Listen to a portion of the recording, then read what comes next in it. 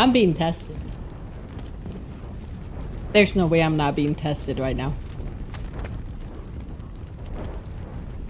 There has to be someone testing me and my patience.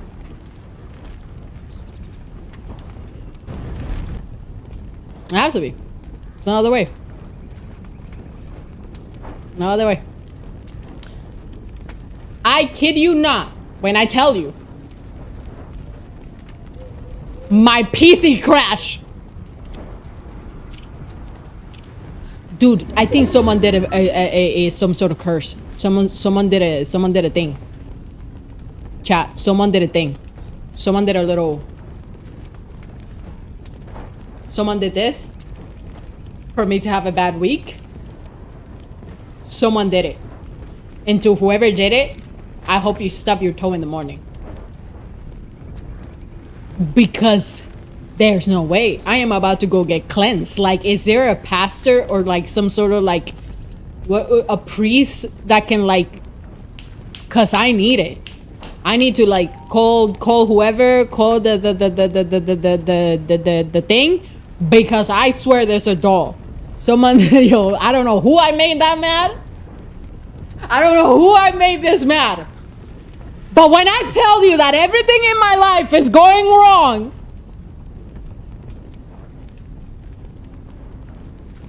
yo, chat, send me some holy water into my mailbox. Someone send me holy water. There is no way I can beat this curse. Alguien mándeme. Tengo que llamar a la mami. I gotta go visit the Pope or something. Dos Ave María y un Padre Nuestro. Porque esto no es normal. There is no way. Randomly? Right, randomly. Randomly. Randomly, right? Randomly, right? Randomly? Randomly. I'm in the corner of the map. Give me a better shot. What in the world? Give me this. No. By the way, I'm playing with a broken mouse, so we'll see.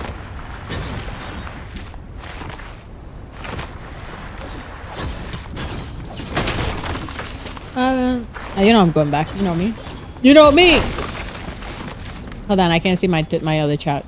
Give me time. Where's my other chat? Oh, there you go.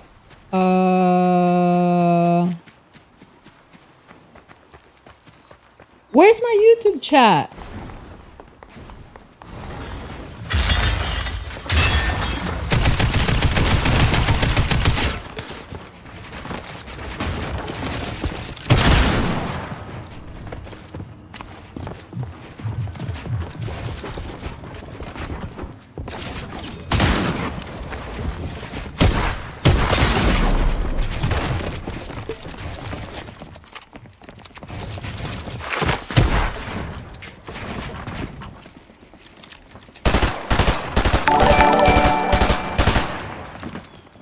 You know me. I have 4 builds in a dream.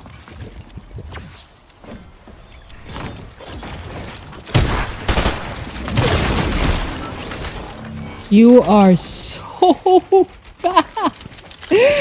You're so bad, it hurts. Yo, Widow, thank you so much for the 42 months. Se la aprecio un montón. Thank you, Willow.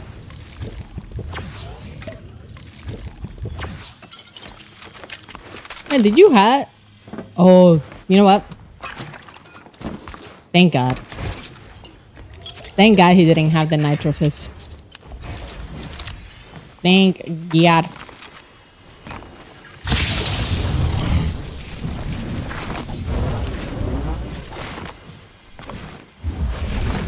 Oh.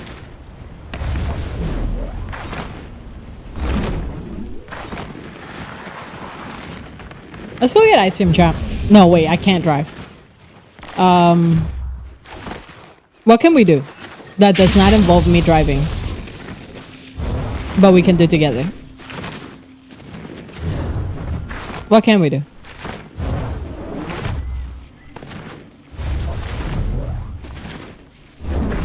Walk? You want to go for a walk with me?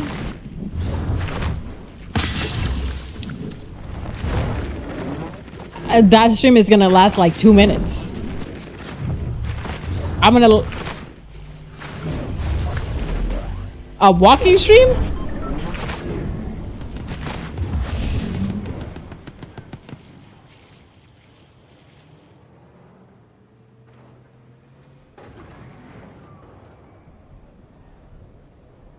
So how was you guys' day today? Anything fun happen?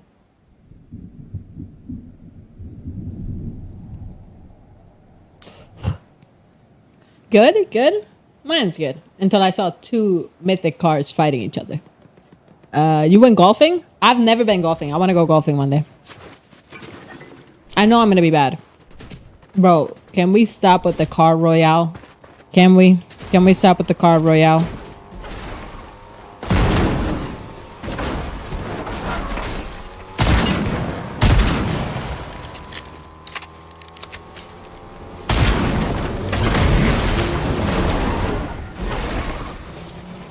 Brother, what?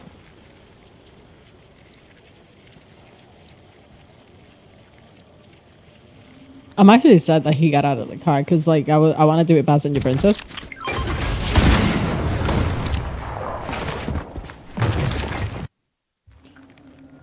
Someone's cursed me! Someone did.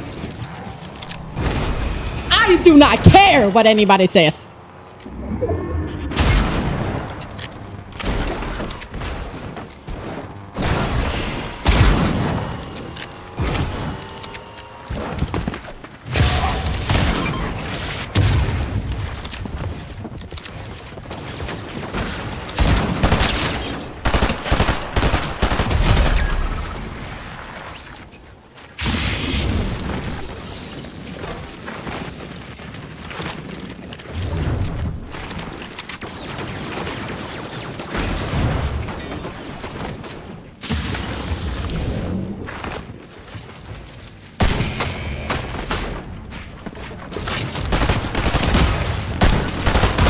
You have to be kidding me. This game sucks. This game sucks. This game sucks. This game sucks.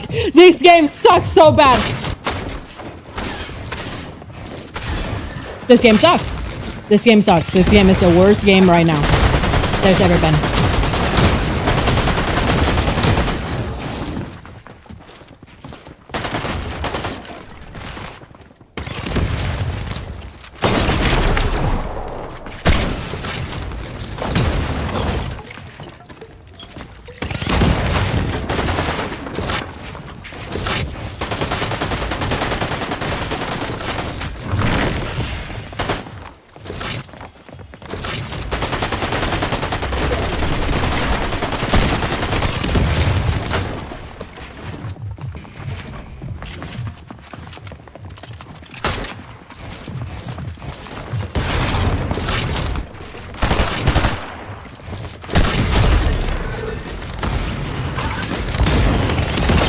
This game is so bad.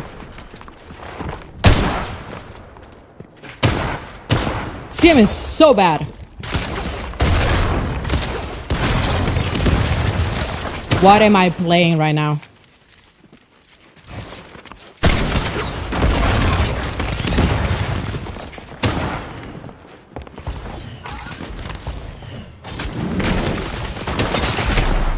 Yo, chat.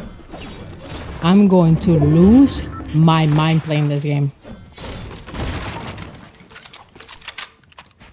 I think he took what I needed though.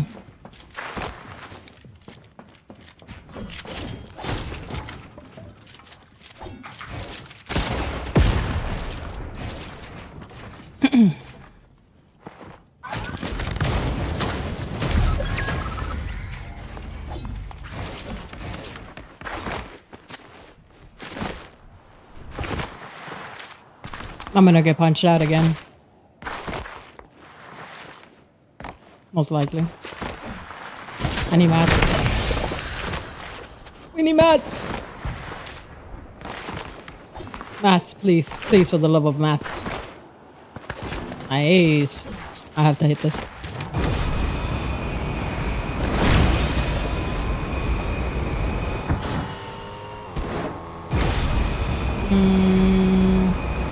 Mini minis. I don't got no minis. No, I missed that?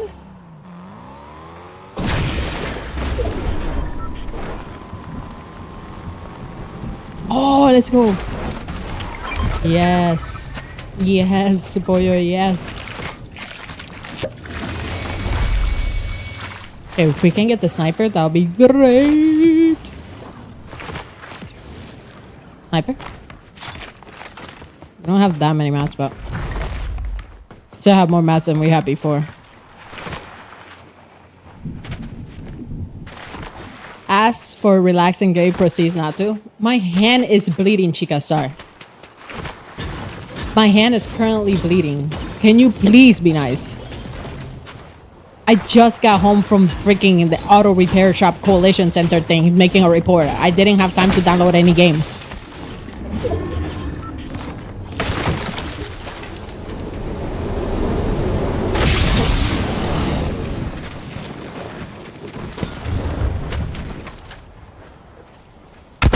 No.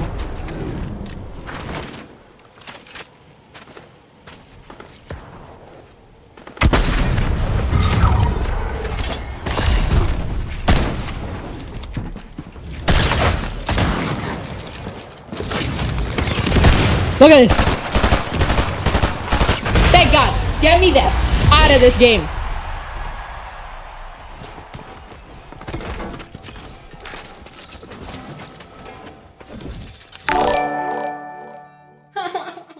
Win a game, I'll give you $5. It's all I got. Give me the $5. You guys heard him. Give me the $5. I need to buy band-aids. Give me the $5. I need to buy band-aids. Now. Now. It was bad timing on this part. ¡Ah! ¡Mira! ¡Mira! ¡Me corté toda! ¡Me corté! ¡Mira! I have anger issues. I literally should talk to, like, a therapist. I should talk to a therapist. How did I smack it to the point that it hurt my hand? Like,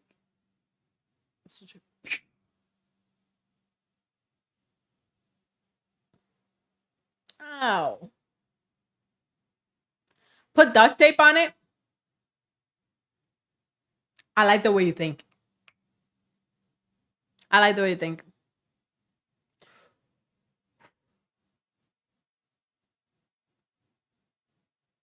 I can't get like an infection, right? I put soap on it. Right?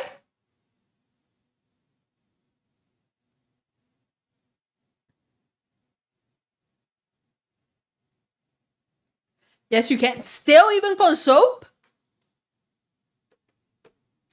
I just hit my funny bone.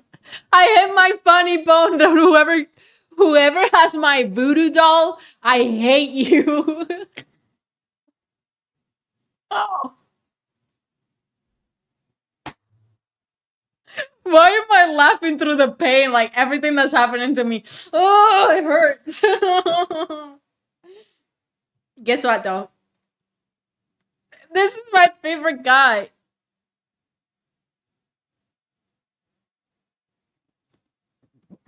I'm so happy I got him.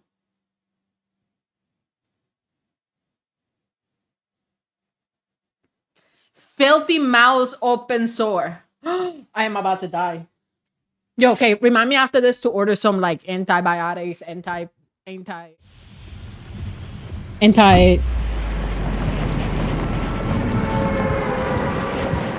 what?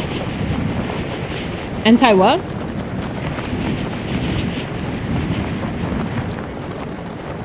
I gotta like get it. Because I'm not trying to get freaking clapped by an infection. Do not use Neosporin. What? Neosporin? Neo what? Why? Now I want to use it because you said not to. That's how my mind works. Kind of weird.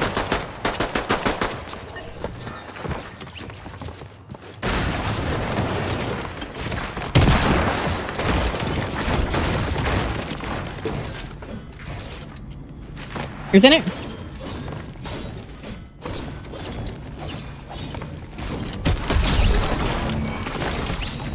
You said not to? Like, don't touch that. Then I want to touch it.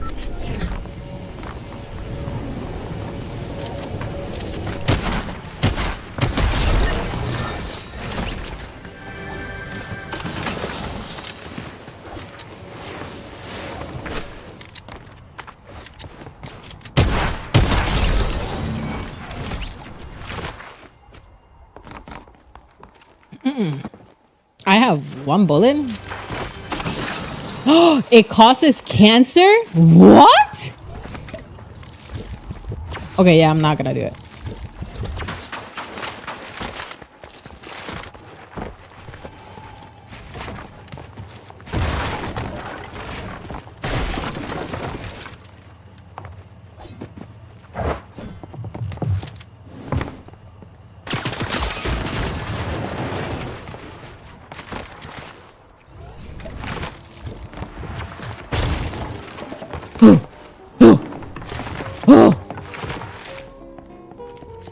Wait, what?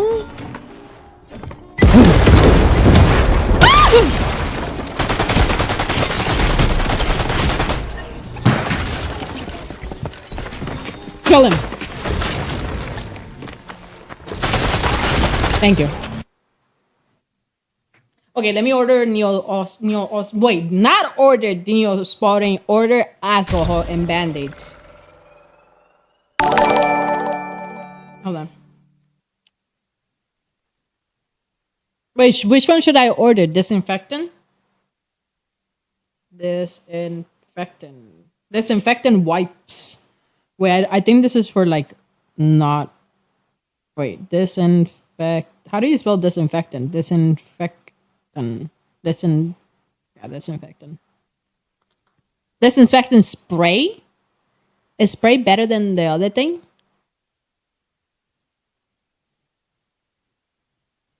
Hydrogen peroxide. Hold on, hydrogen. No, that's the one that makes no, I don't want this one. My grandma used to put this on my open wounds and it will make bubbles and sting. Why would we want to get this one? This one makes bubbles and it stinks. Band-aids. Band-aid. Skin flex, flexible flex. Why are there so many band-aids? Where is there just like the normal? Ooh, Pikachu! Okay, which one should I get, chap? Should I get Hello Kitty one? Or should I get Pokemon one? Pick one. Hello Kitty or Pokemon?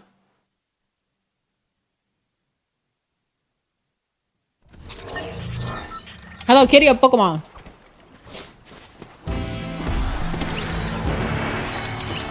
What happened to my camera? Dude, my camera's going through it. Pokemon? They have princesses. Oh my god, they have Baby Shark. Wait, they have so many band-aids. They have Encanto band-aids.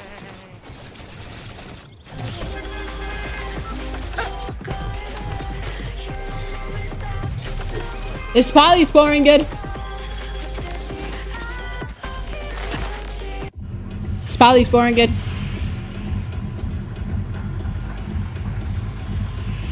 They don't have Scooby-Doo band-aids.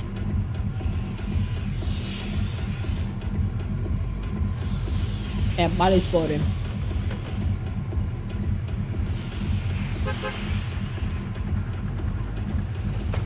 Okay, so I got the hydrogen peroxide thing. I got Pokemon Band-Aids, and then I got Polysporin. Okay. How much did it cost me? Let me see. In total, I can't even see right now. I'm blind. $42 for some Band-Aids and some high. Now, see, this is why.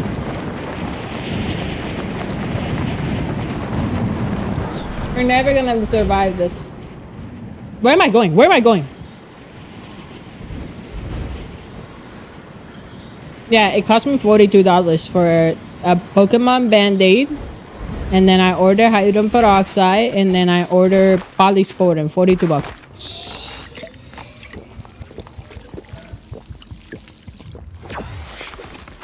Oh, is that not normal? I think like... Oh. I thought it was gonna cost me like $20, to be honest. I was thinking 20, I wasn't thinking 40.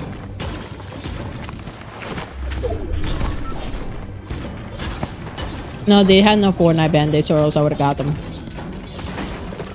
Little baby Fortnite Band-Aids.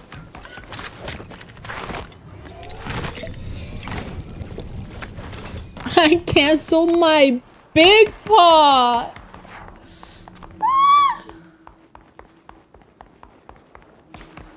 I'm fine. Parents discovered their daughter is a mass killer. Oh, we are watching that, okay? Remind me. Remind me we're watching that.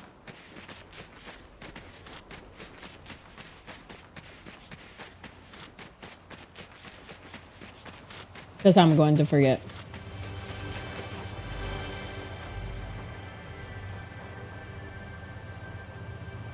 There you go. There you go.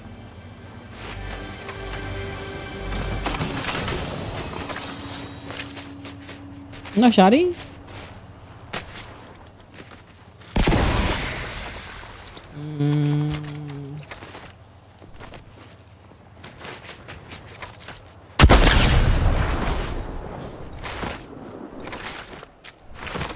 Well, remind you, but you have to look at chat. I will look at chat. Wait, what are you reminding me? What are you reminding me? I already forgot what you reminded me. So remind me again.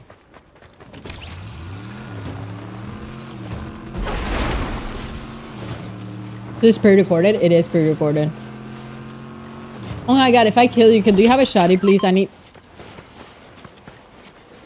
Oh, to watch a video. Yes. I'm so tired. I did way too much today. Like, my brain can only handle a little bit. How did I not hit that? Alright, buddy. Please tell me you have a shotgun. Please tell me you have a shotgun. Yes. W man. W man.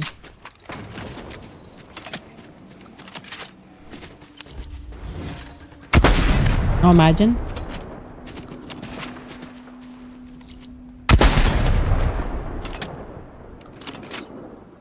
You were in my last game. Come here. Come. Big ass.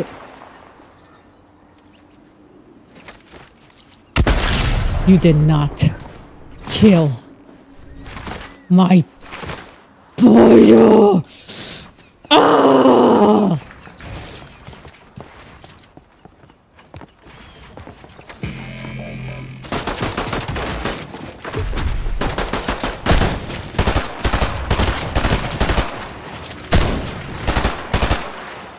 No. One more shot. What? You're one more shot. You're one more shot. Oh. There you go.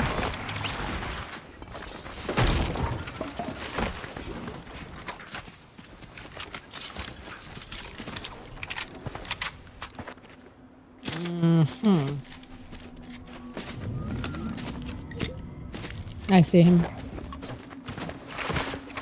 You see him?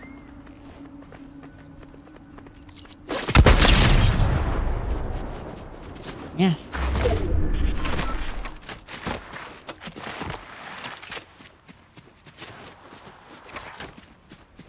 My legs are up, and I feel very uncomfortable. Like, the way I'm playing.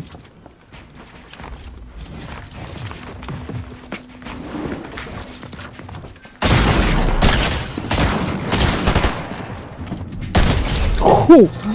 If he didn't have to reload, he would have killed me. It has to be. I'm gonna guess the shotgun is purple.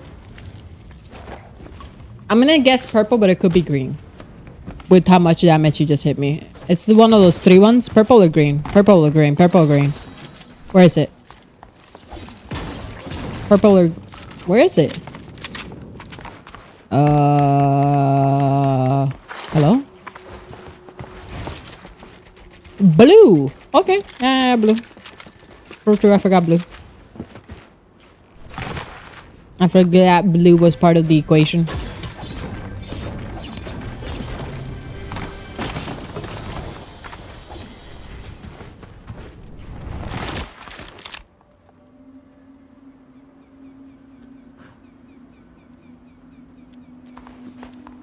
I don't want to talk about it.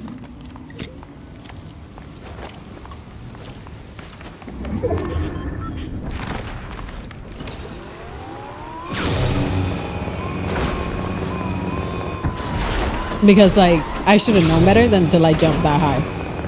I don't think she reads chat. I do read chat. I do. I just... You know? I'm blind.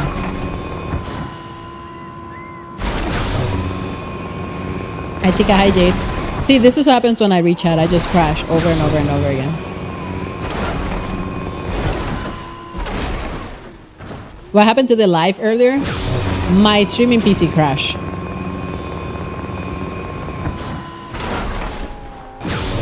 That's what happened.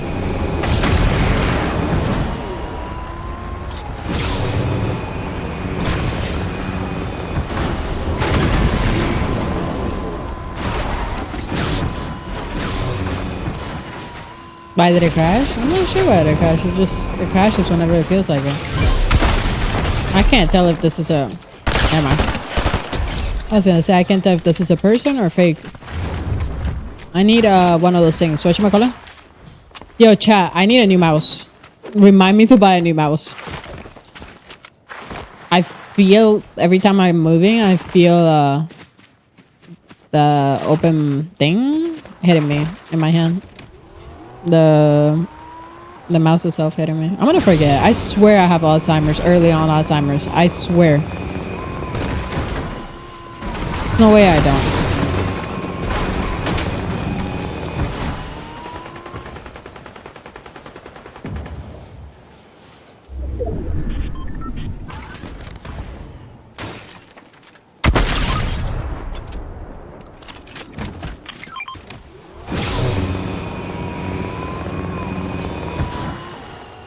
No, he took my loot.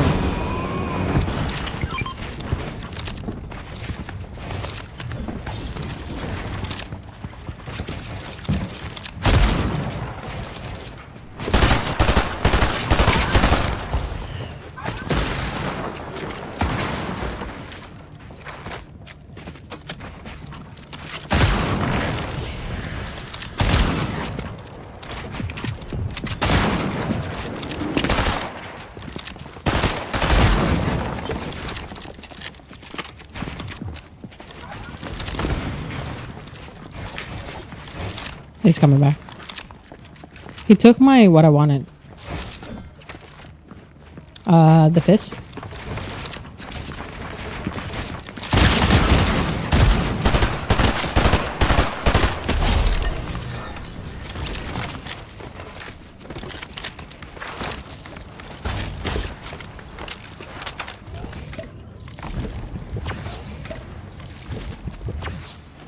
I still want to use my sniper though. I'm probably gonna grab this instead. Yeah, use it like that maybe.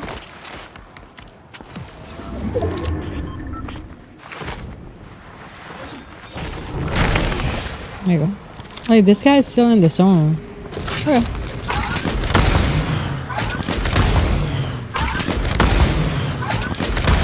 See if we can get him out of the zone. Imagine though. I would have lost my mind.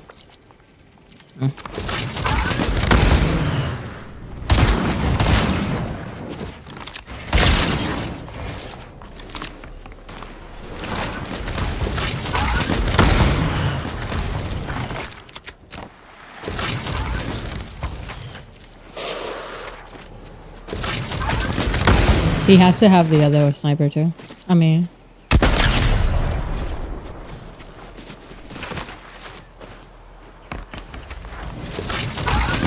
the other fist.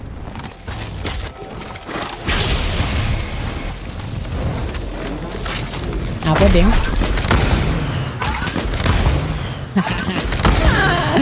Let's go, baby. I got all the medallions.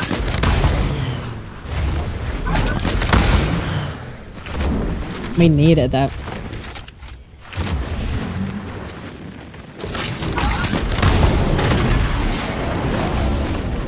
Ugh. No, no, no, no.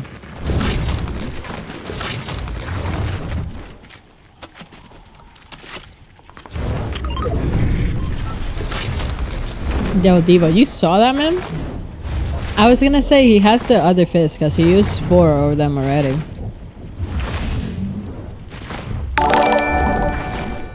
Oh my god, 3 months is insane. Can I get a ride in the McLaren for this? I got you. Just we'll get the McLaren again back. Thank you so much for that 3 months, Mr. Lust. The best female in Fortnite. On Fortnite history. Buy a new mouse. Remind me at the end of the stream. Don't remind me right now because I'm gonna forget by the end of the stream. Thank you, Capricorn.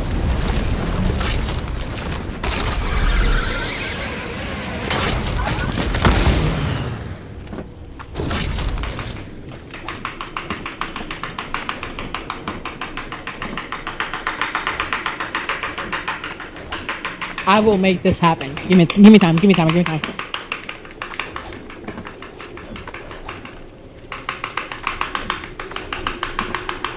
So you actually can't make that happen, right?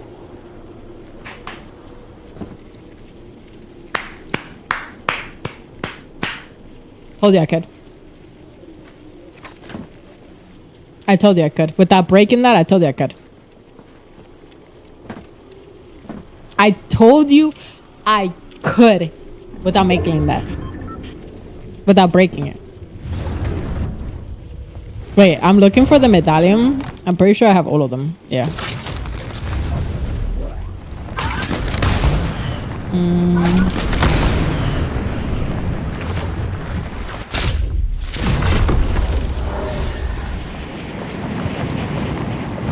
¿Te van a disparar?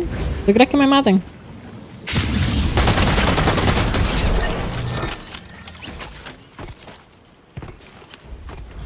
¿Tú crees? ¿Tú crees? ¿Tú crees? No. Don't go inside there. You...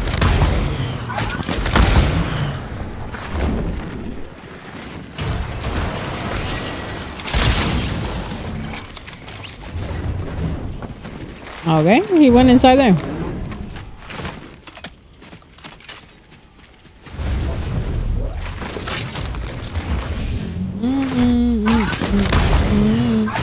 Oh.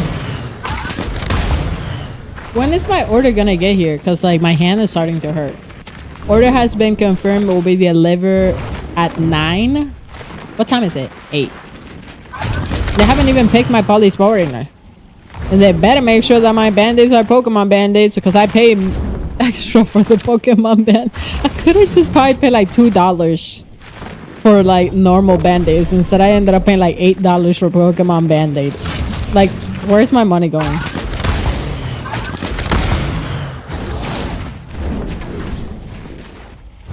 Oh, that's a bot. That's a baby bot.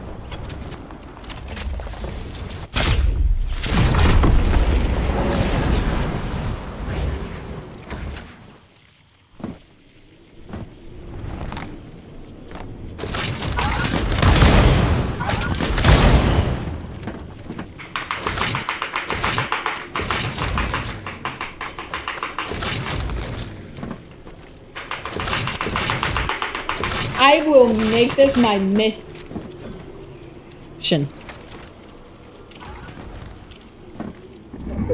Is he coming up? Yeah, he is coming up.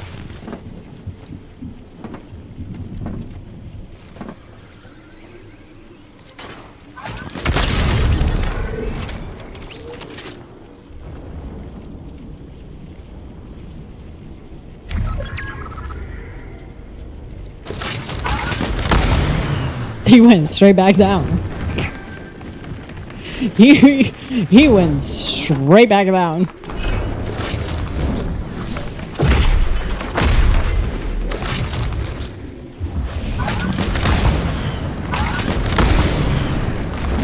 Okay.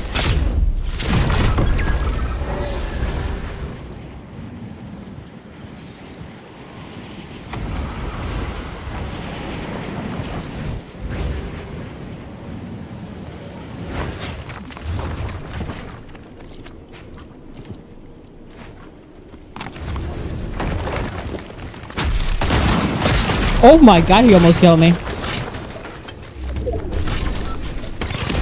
He's gonna punch me out.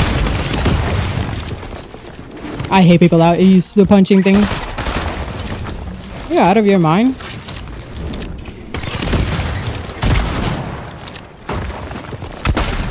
Careful, don't get sniped.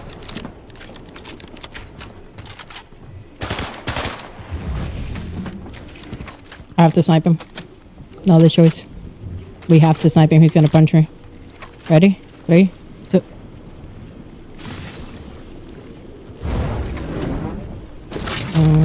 Give me a medkit. Vete pa'l carajo. Vete pa'l carajo. Epic just gave me a medkit. Ah. Come.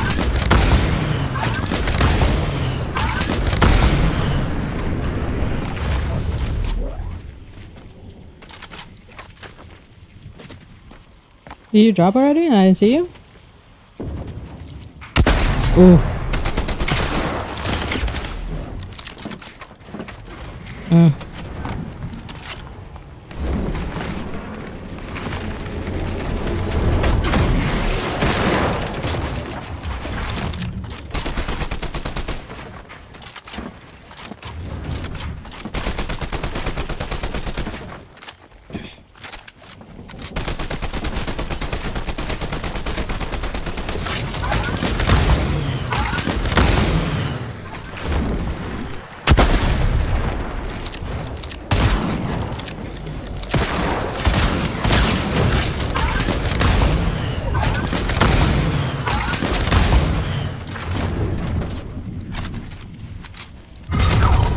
You died in the storm? I thought we were gonna have a good fight. Why did you not leave the storm? Hello? Wow. I thought he was gonna come out and have a build battle of the century.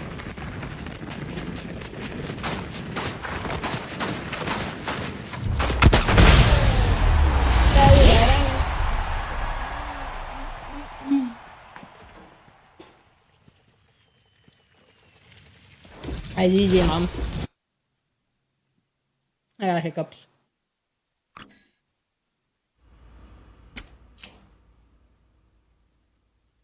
Got hiccups. What's in the item shop? Let me see. We have in the item shop. We have. Yeah.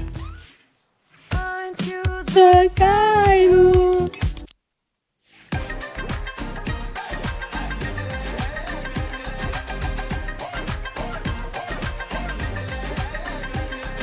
Okay. I think it's just mostly the Pirates of the Caribbean. Wait, do you guys want to see what Epic sent me? It's downstairs. Never mind. No. No. No, it's downstairs. I'm not going downstairs.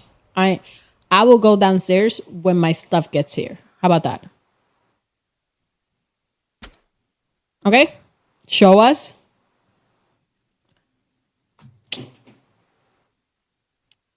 You were gonna make me go downstairs? Shouldn't have said anything.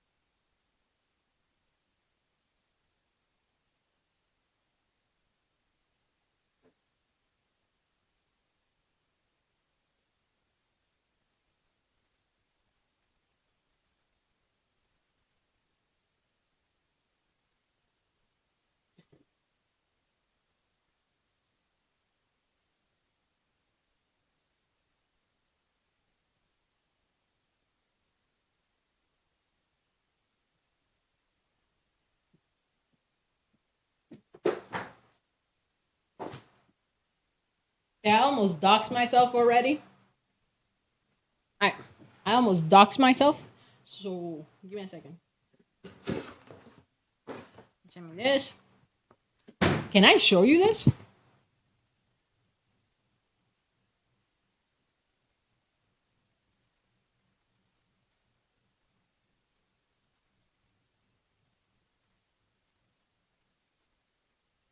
Okay.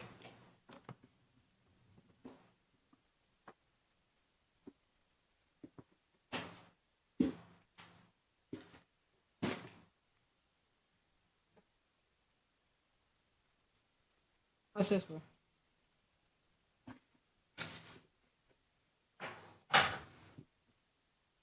There you go. Wait, so you guys already know? Wait, how do you guys know what I'm getting before I got it? Huh? It says ahoy there. Ahoy. Ahoy there. Curse sales has been raised and are set to dock in Fortnite. Ahoy. Ahoy. Okay. Cool, huh? Cool. Wait, this is actually heavy. This is actually heavy. Cool. Wait. Here lies Epic's treasures, riddled with games for good measures. Oh, see, riddles, you mess me up that part. You put riddles anywhere? No. See, we're not doing riddles. I can't even solve anything. Wait, you gave me two the same. Why am I getting two of the same? I got two of the same. Here lies Epic treasures riddled with good games and good measures. Huh? Wait, why is it the same?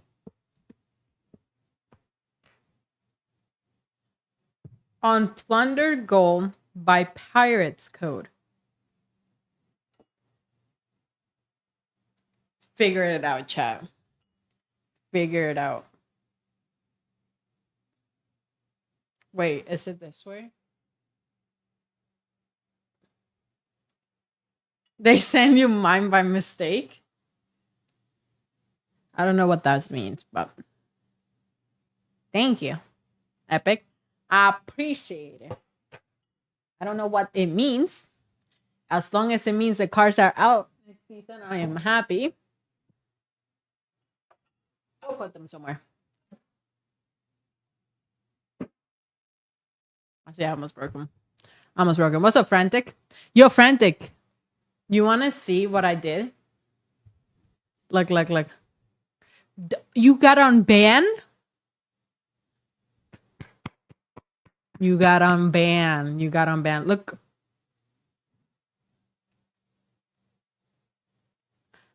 I cut my hand open. like 30 minutes ago. Look at my mouse. I don't even know how. I cut my hand open with it.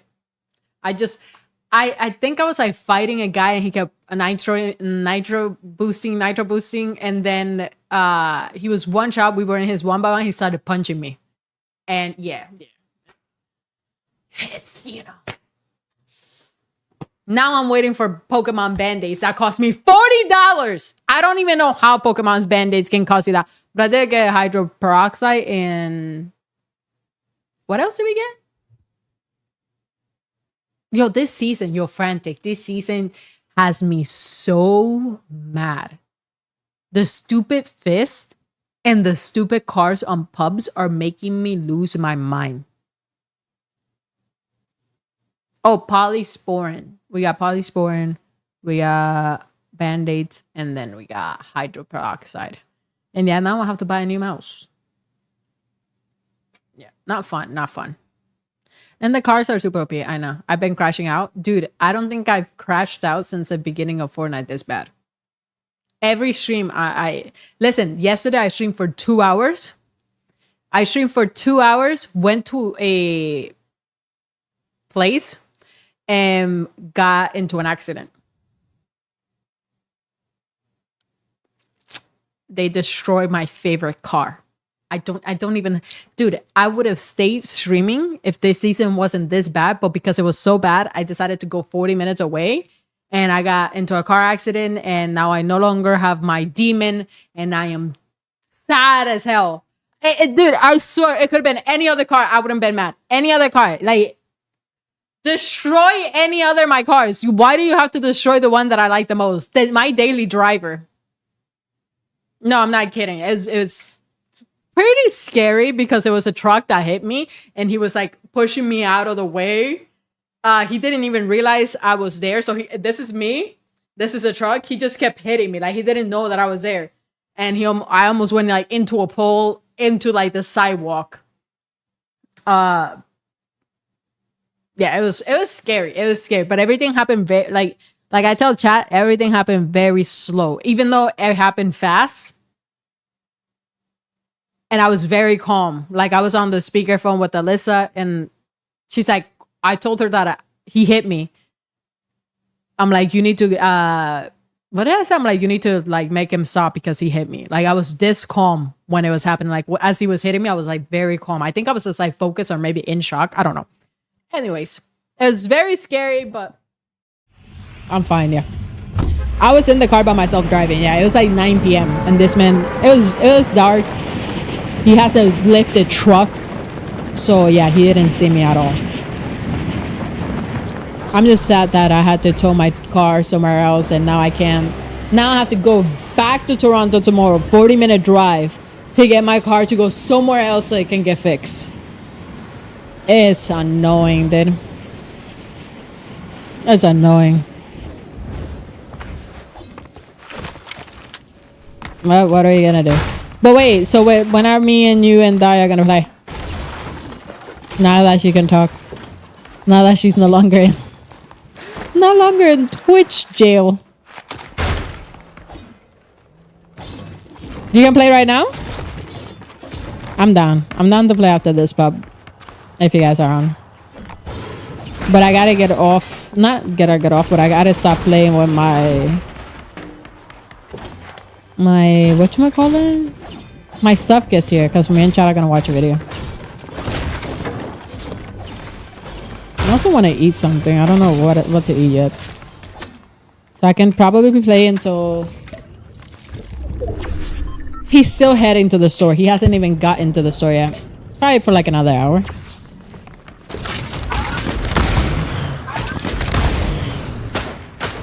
We can play a girl tourney soon. Wait, can we play now or no? Why can't we play a girl tourney now? You don't think I'm prepared? You know what? This aim just kind of shows you I'm not prepared. And the fact that I almost died right there just shows you.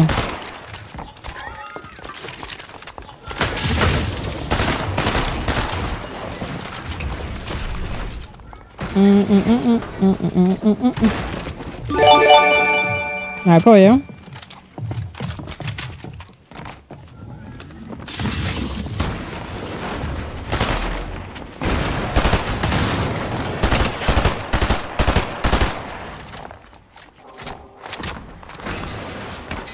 Where is this thing? I need his gun. Where is it?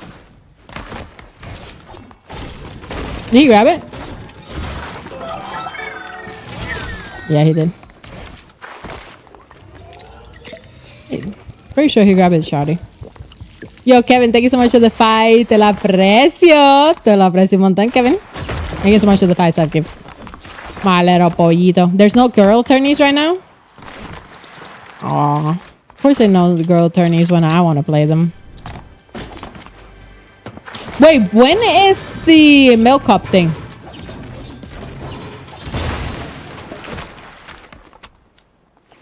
When is the milk cup thing? Is it on Twitch? Twitch on? Yeah, the land.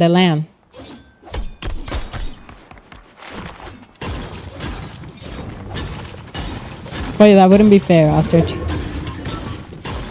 They're doing open quals right now? No, I'm asking where the thing is, so like the finals.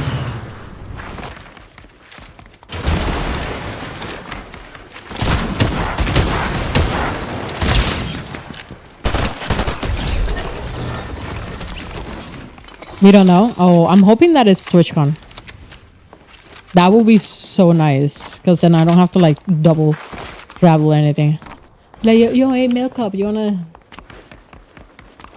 Let me host. Let me co-cast this.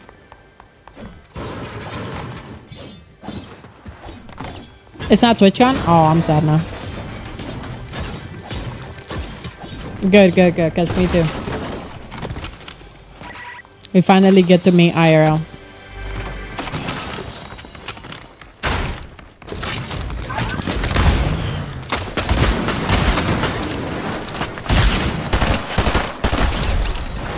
Wait, huh? What's up, Arturo? What's up, Danny? Or Dino, my bad.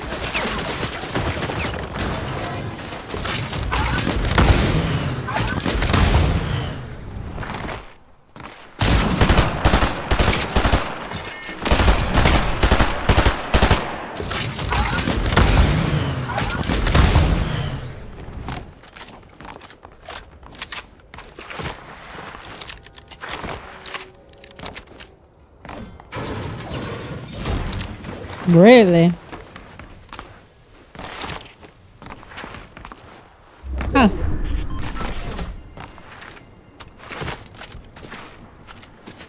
I don't know where he went.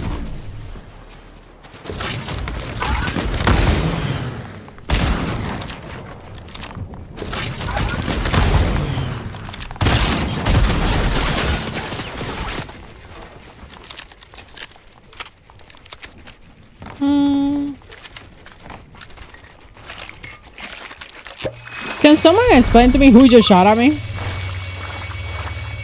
That would be fantastic.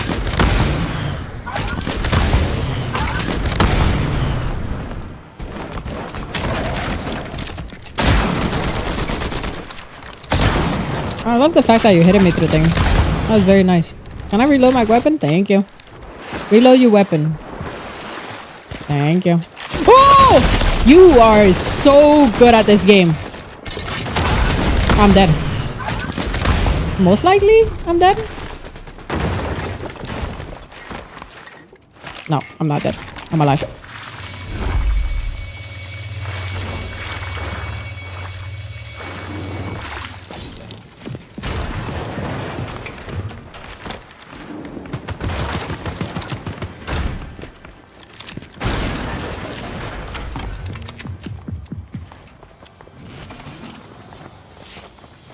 The fact that he was hiding under the bridge was amazing.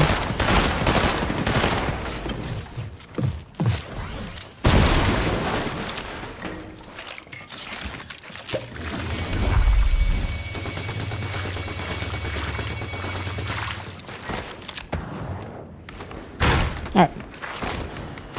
Can I get any gun? Nope. Okay.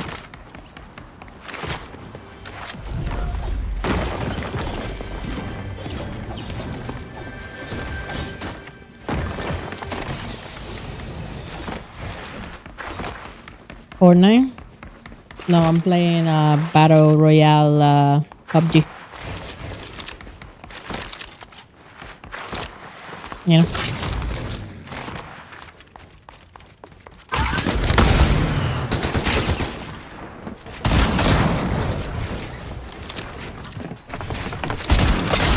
Ooh. Yo, he just shot me through my boots! No! PUBG is wild. Yo, Wolfie, thank you so much for 29 months. Se la aprecio un montón. Gracias, pollito. I can agree that this season is actually the worst. Yeah. Just because of the nitro in the cars.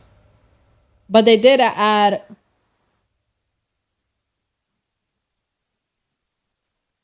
They did add a reload. I just don't play it that much.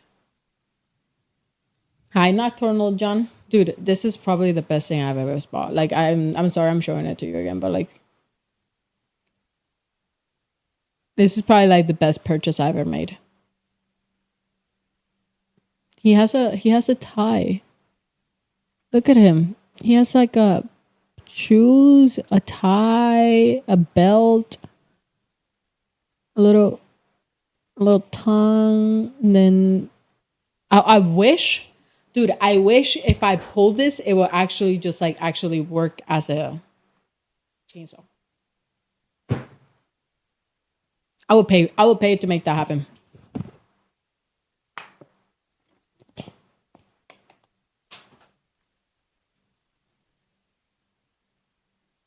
He doesn't get to see. Maybe these are his eyes. Like right here. Maybe these are his eyes.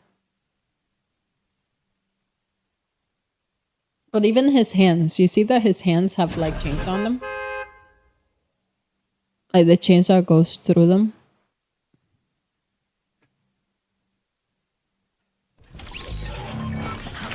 I love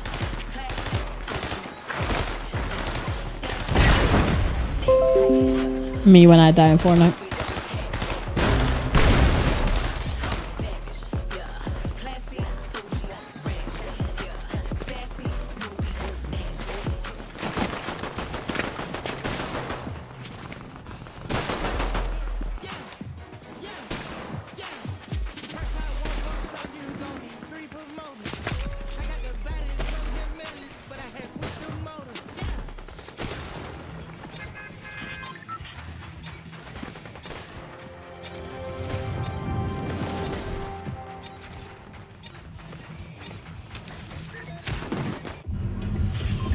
Remember what I just said about the milk cup?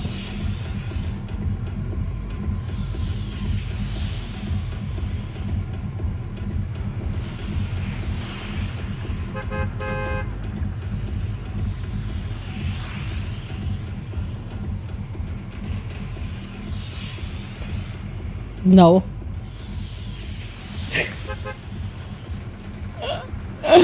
Dude, I swear I just speak things into existence.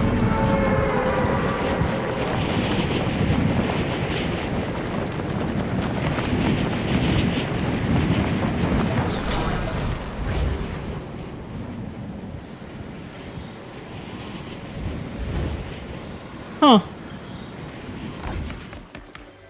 I swear I just speak things into existence.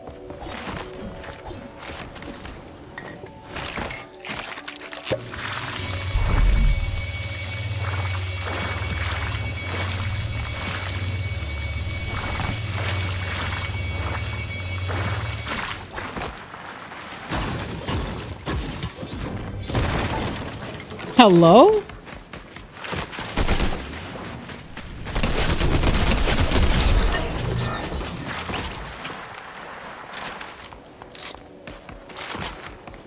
Am I blind? Oh my god, it's a chicken.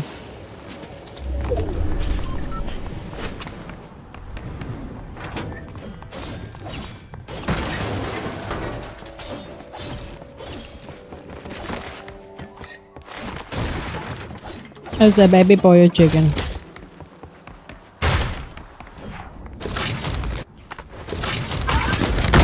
Oh, you what? Dude, can I get a nothing? I was gonna say, can I get a shotgun? But I got it. Can I get a sniper? I'll take a sniper.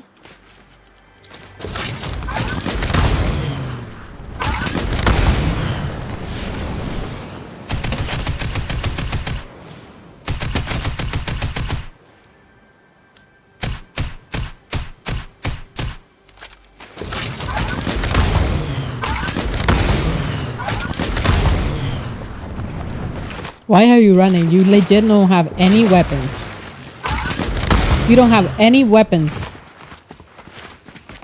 You have no weapons.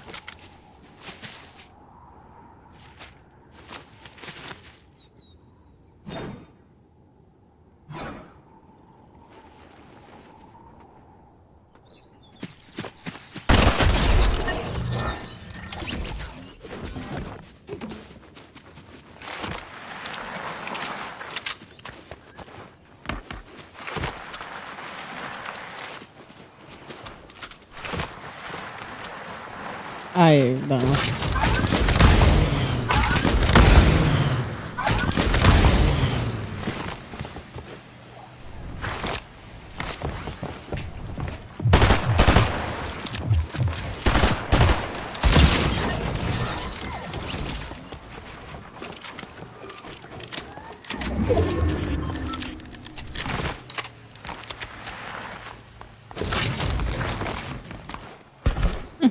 Hi Chica. Hi Simba.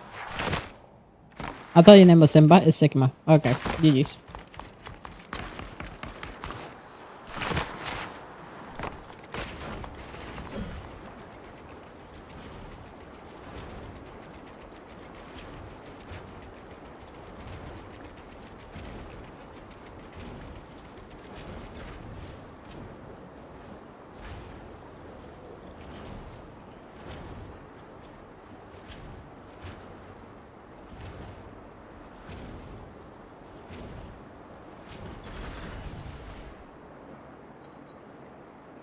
Sorry, Chef.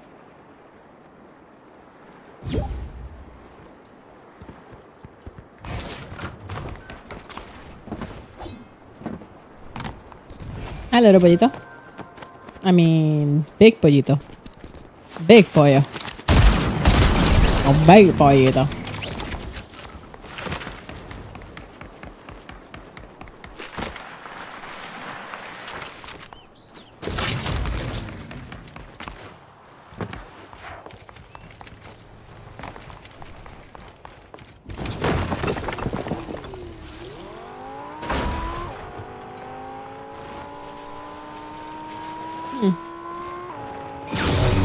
What's up, money maker?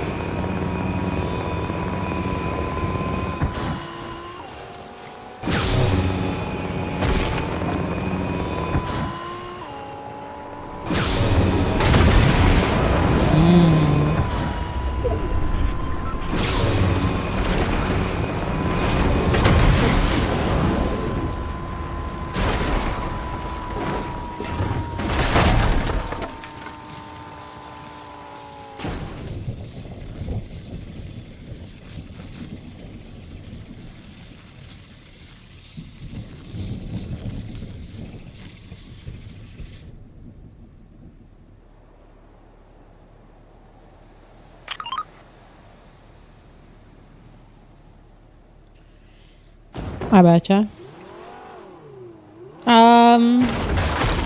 Yeah, no more headaches. I got no more headaches.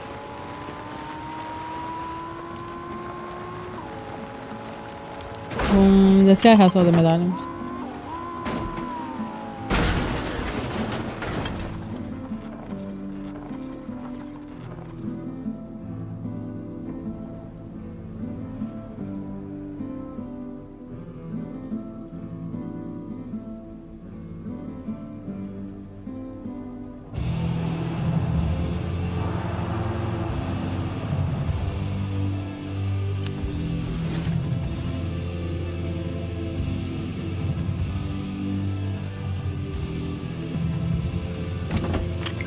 The band-aids are almost here. The band-aids are... No! Oh. Shopping has been completed. 9:22, she says. Do you know where this guy is with the medallion? Oh, this guy?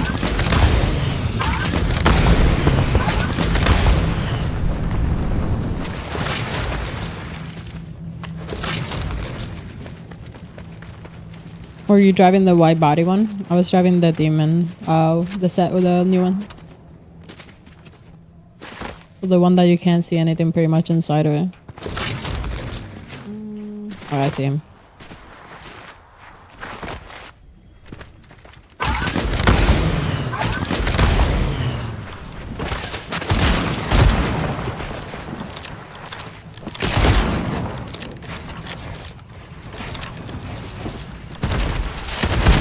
Okay, you shoot me instead of the guy that has all the items. Nice. Good. Nice. Where's the guy that has all the items? Oh.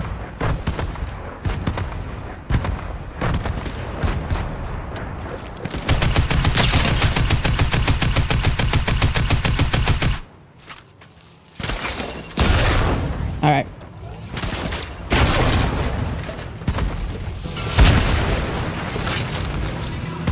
Oh my god, it's a truck. Please.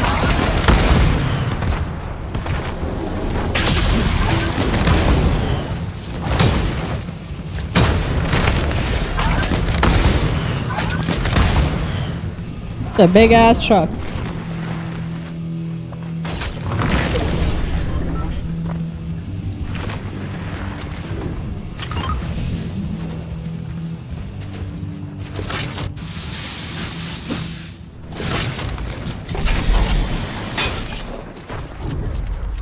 I want to kill the guy with the bow so bad.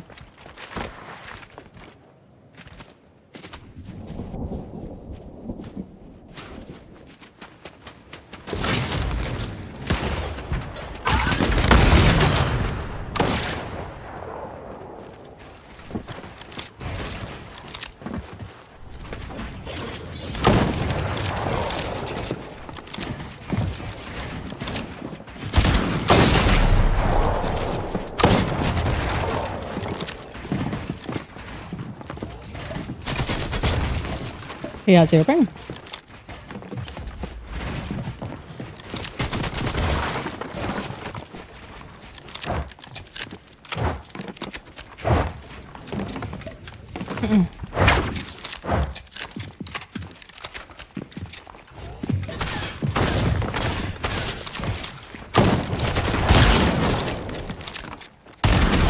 I don't know why, knowing that I was healing.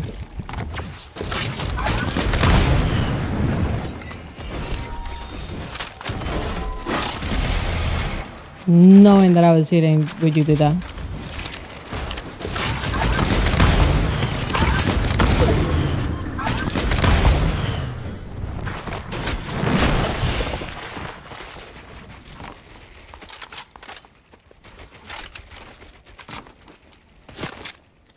I need a mat.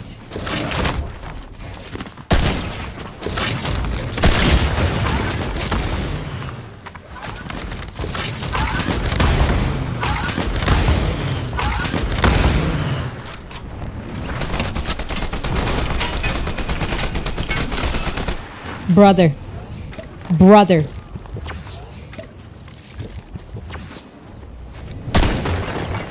I have no mats.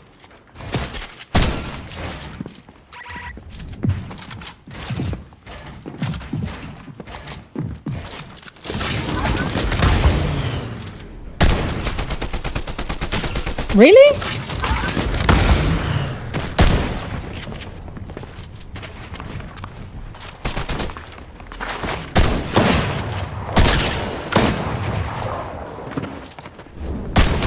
I need his mats now.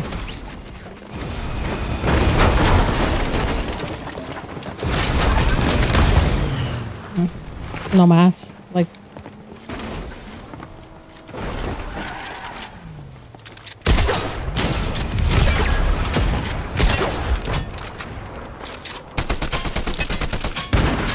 Nice. At least we get that out.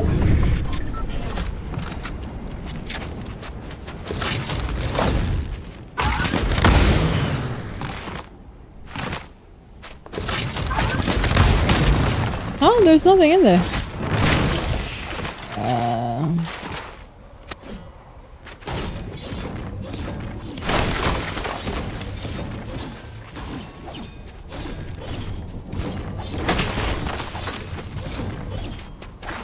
See if I can... I'm using the bow. I hate using the bow, but I'm using the bow against cars. Like, I hate it with a passion.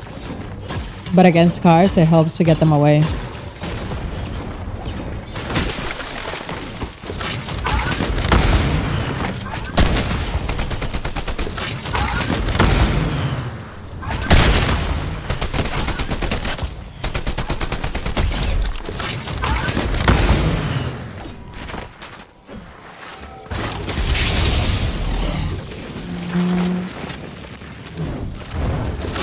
Okay.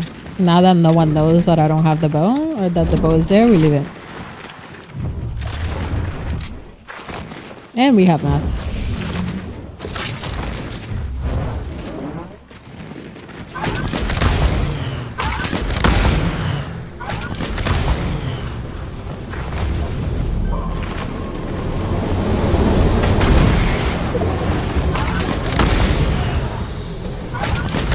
Oh, got hiccups.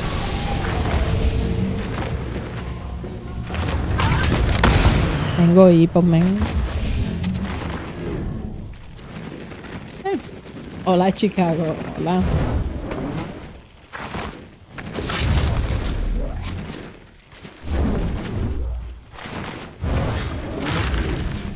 Oh my god, there's two people around me. And I'm on my phone. Please.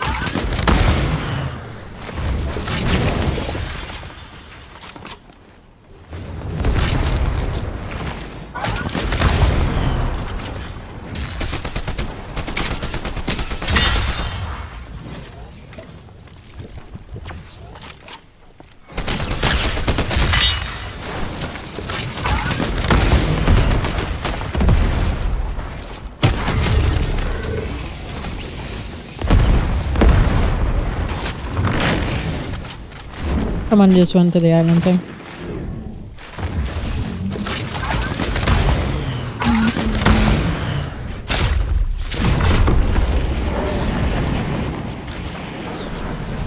Did he leave? Oh my god, he left. Ooh.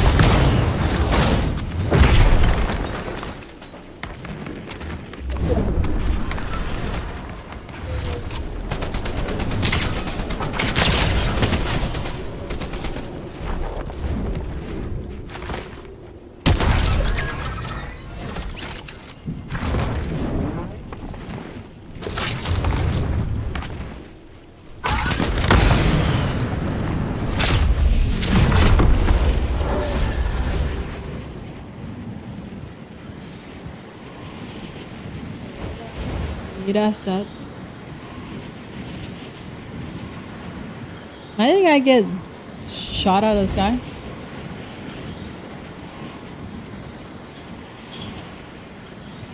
Like while I'm drinking water, I just get shot out of the sky. That's something that would happen to me.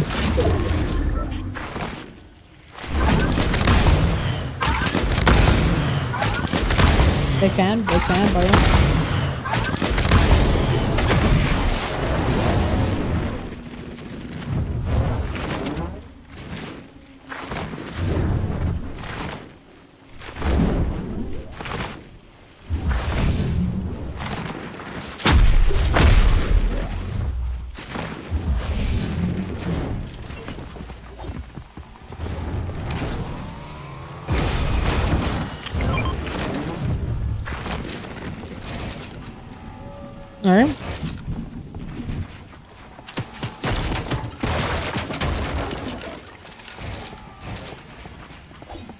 We'll stay here.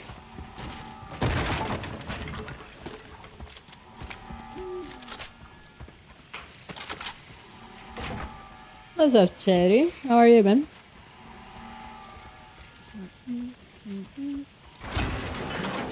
Got a new mouse, thank you, Dakota.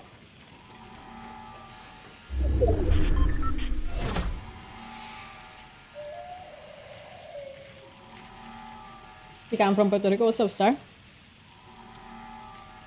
Oh, my back hurts. Nah. No sale ni loco, ¿tú crees? How long do you think he'll be there? No, you shut up.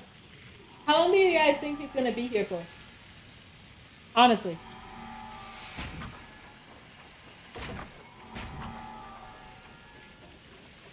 Forever? The whole game? You think so?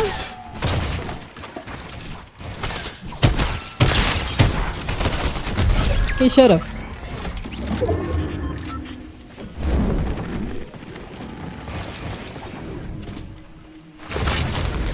He should have.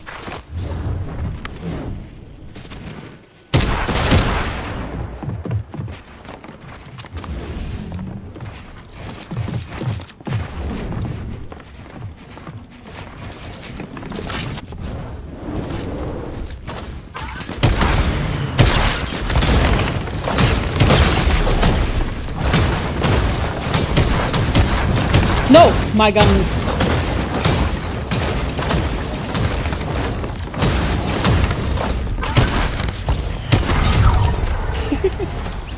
My gun had the glitch where it kept shooting. Ooh, look at what gun he had too. Sheesh. It's like in the most inopportune time? Is that the word in English? Inopportune?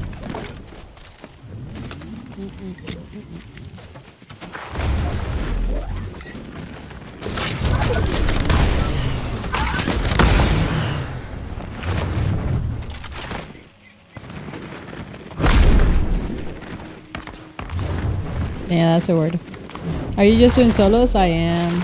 I'm depressed at the moment. So, what's more depressing than just playing solos, you know? But after this, I'm going to wait for my stuff to get here because I cut my hand while playing. Wait for my stuff to get here, and then I want to watch that YouTube video that I told you guys about. What is it called? Parents didn't realize that their daughter is like a mass serial killer or something like that. I wanna watch that.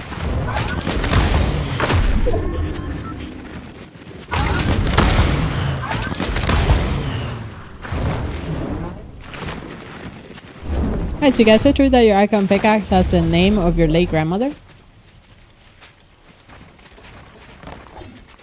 Yep, let me see if I can show you. Can you see it there? Says Ida right there. It's my grandma's name.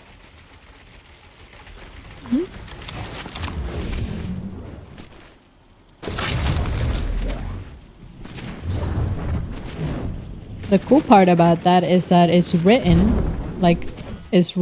with my mom's handwriting. That's my mom's handwriting. I told her, can you write my grandmother's name? She wrote it, sent me a picture, sent it to Epic, and they put it on the pickaxe. Pretty cool. So I got a little of my mom and my grandma in the game.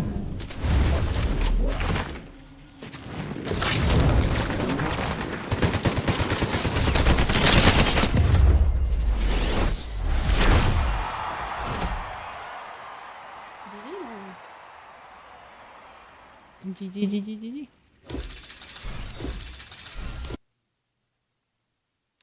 W.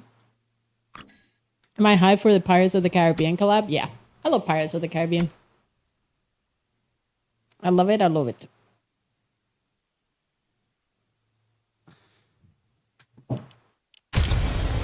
Why are you sad? Bad day yesterday, man. But a good day today. GG, man. Chat. What? I give you guys a GG, and I'm pretty sure that is not the emo I gave you to use. I'm like 90% sure that is not the emo. Is it? Oh my god. Why is the pollo smoking a blunt? I did not put that.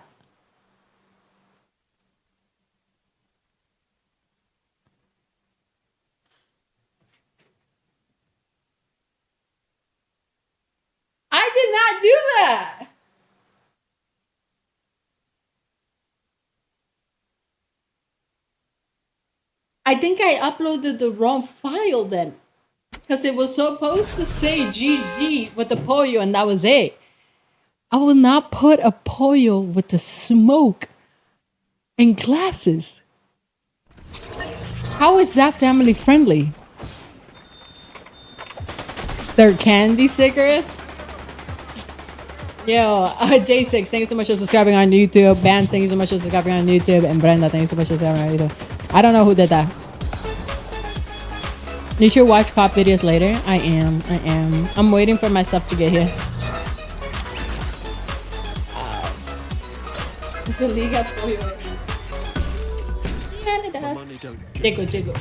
Oh, yeah, wiggle. For sure. Maybe there will be a Jason or Ghostface skin on Halloween. Hopefully. I think those are super cool. I like to see you wiggle. For sure. Since when are you family friendly?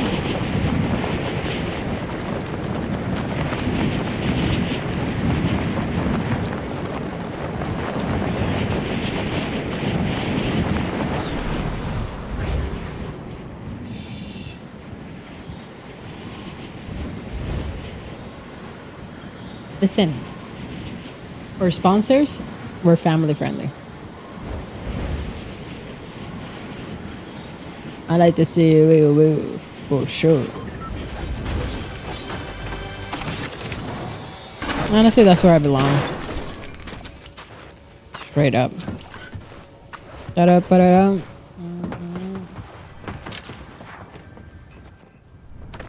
No shot he gets a gun, right?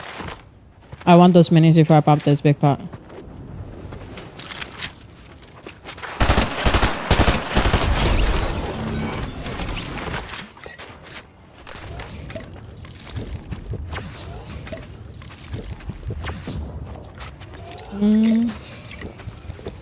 Have the sponsors seen you rage? I don't think so.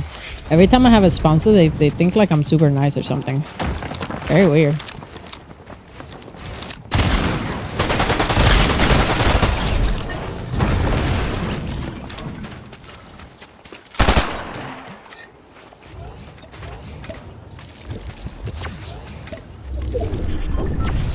Let's go with him.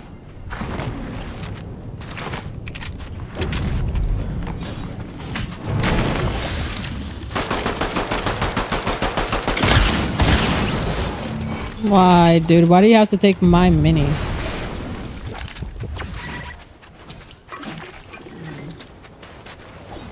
Honestly, yeah. The plants give you heals. He's so smart. MPO, I don't know what I would have done without him. He's so smart.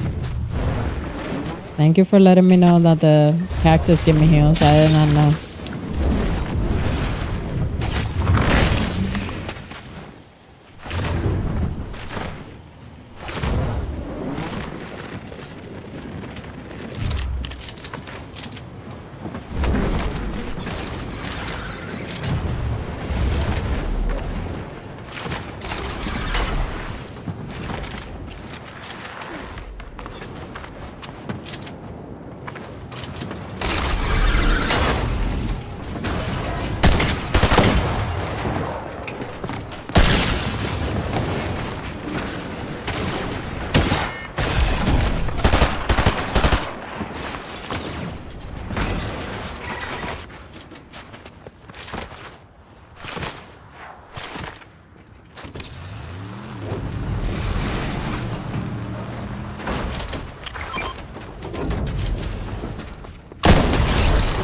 You're not even the one that has it. Why were you fighting me? Ugh.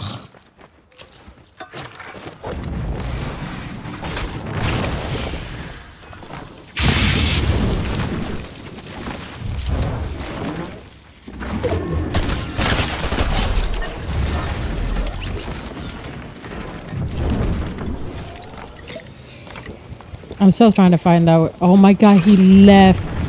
No, he left. He's leaving. He's leaving with the medallion.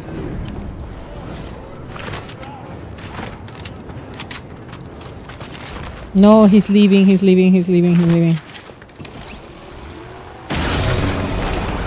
I see him.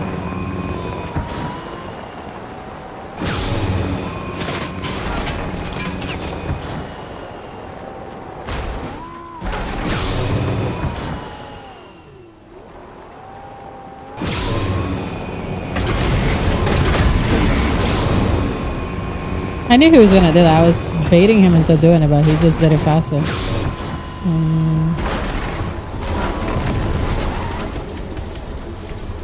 I don't know where he is.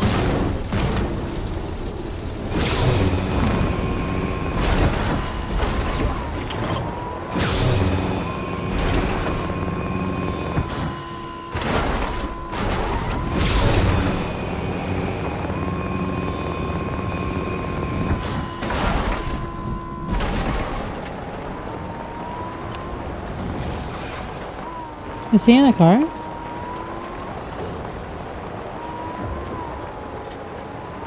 Yeah, I see him. He's in a truck. Brother, I am not the one that has a medallion. I am chasing the medallion.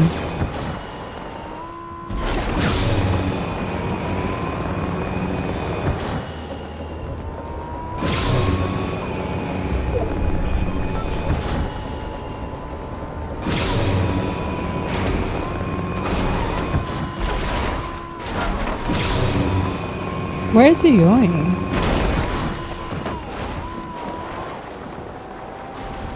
Okay. Why grab a medallion if you're gonna run away?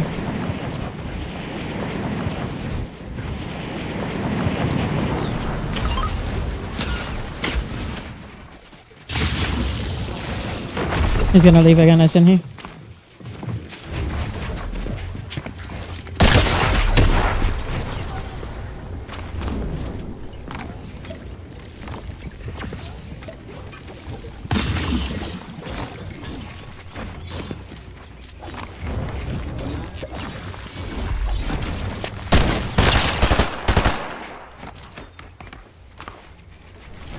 Oh my god, he's so lucky.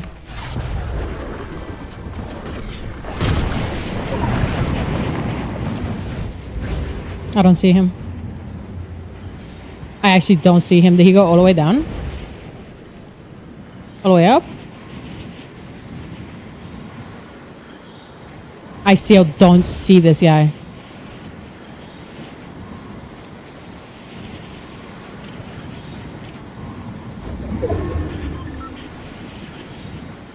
Oh, I'm gonna have to fight this kid right here.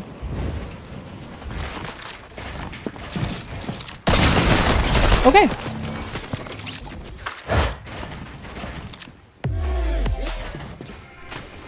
Brother, you're not good. You're using a controller. I might spectate you right here.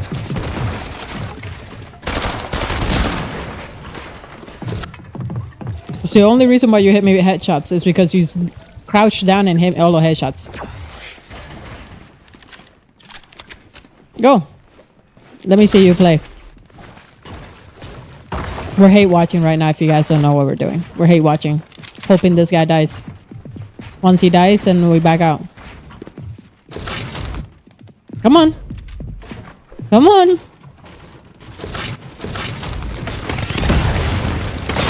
Nice.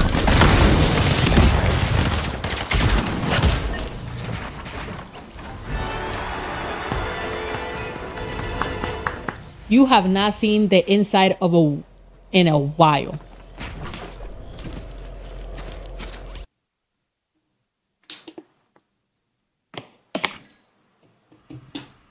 That's great. 383? No. You better have this as your full-time job or else I'm gonna be pissed. Controller players. Controller players. I was a controller player. Can't hate on the controller players. I was one. Back when this car used to do, was it 85 or 75 to the head? That was toxic. But I didn't mind it at all because I was controller. 75, I think, it was to the head.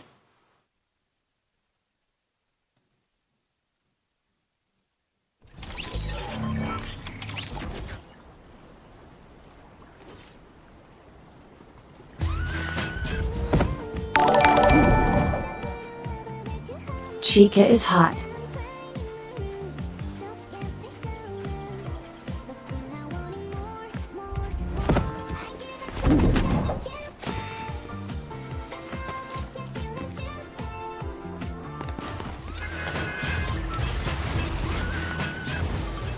That's my YouTube chat. I still don't know. I don't have donation links. I still don't know how they get.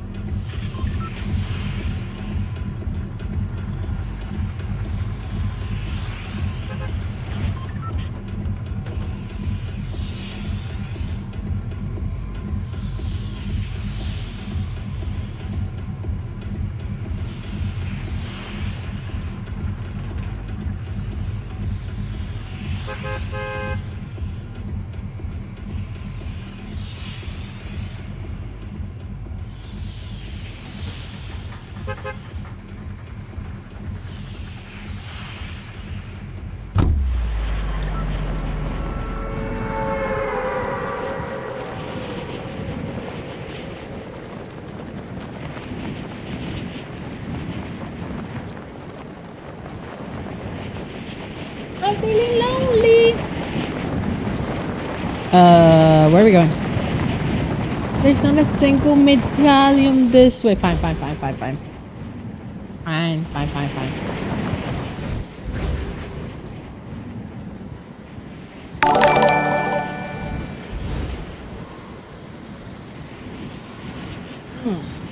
Lumos, thank you so much for the 14 months. Se la aprecio un montón. Gracias, pollo. Gracias. No sé para dónde voy. I don't know where I'm going. Maybe I should land here and get mats from these people. Thoughts? Oh my god, it's a chicken. My goodness, I almost die. Okay. Give me time.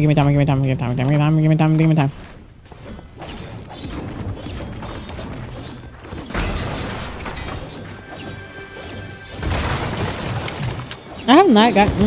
Hi, pollito. Big pollo. I have not gotten a single sniper since like the first game. Yo, big pollo, can you find me a sniper? Big pollito. Go find me a sniper, please and thank you.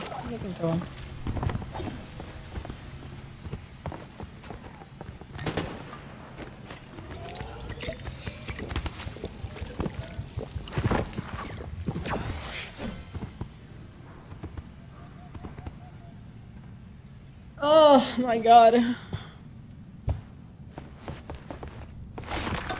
I'm feeling low.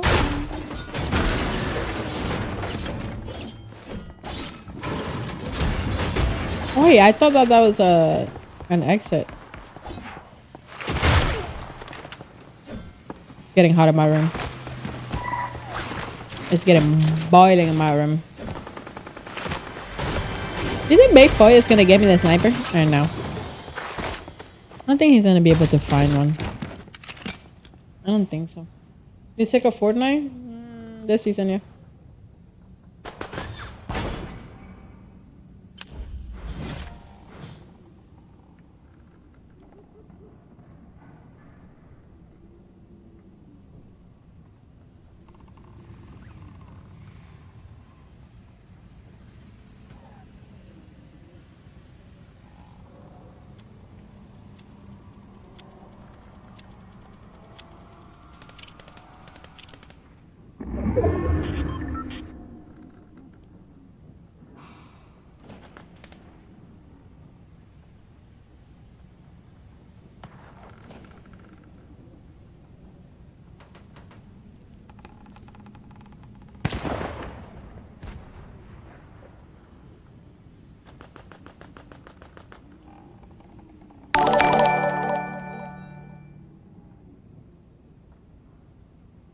I'm hot, man.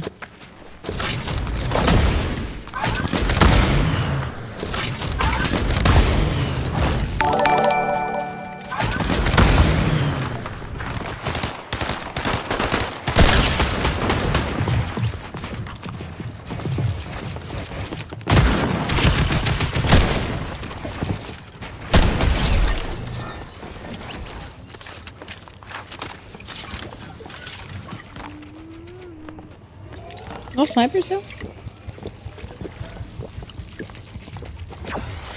Is this a sniper? No, it's a reinforced thingy.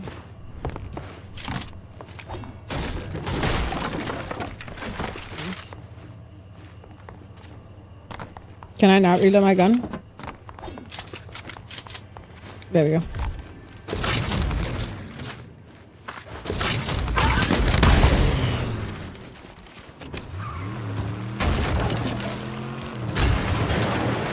Let's go to Underworld. Go to Underworld and see if there's anything good over there. Good.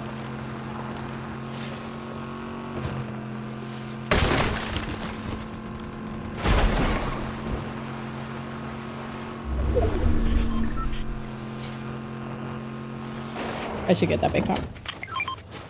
I didn't want to take it because it was the only blue I had and the only azul. Oh my god, it was delivered. Okay, this is the last one, chat. Let's watch shows after this. I also want to get some food. My energy is like depleting as we speak. Hot, hungry, and bleeding because of the food. Because of my mouse, not a good stream. Let's go over here. I honestly might have chocolate.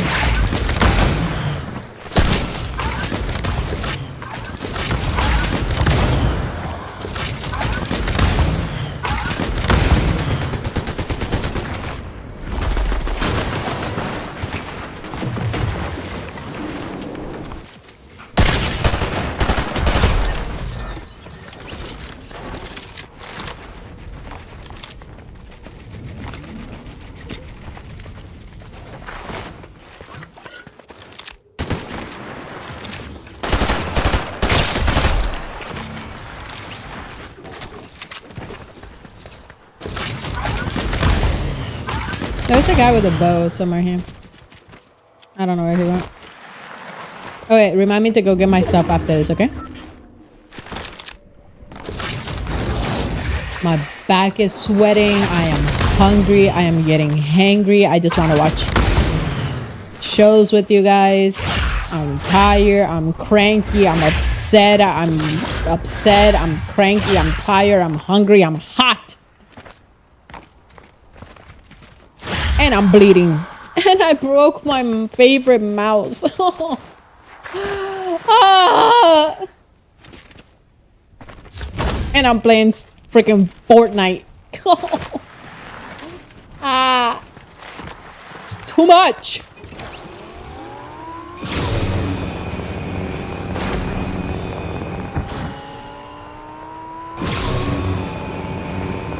Too much. No, I am not on my... When I say I'm bleeding in my hand.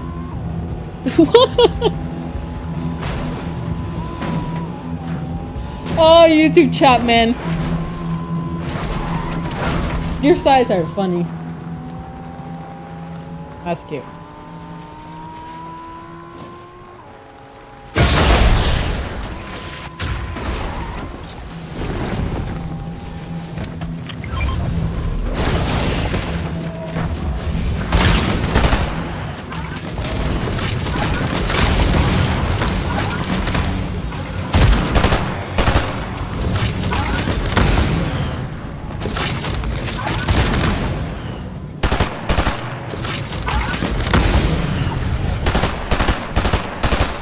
I should aim in. Maybe I would have killed him a long time ago.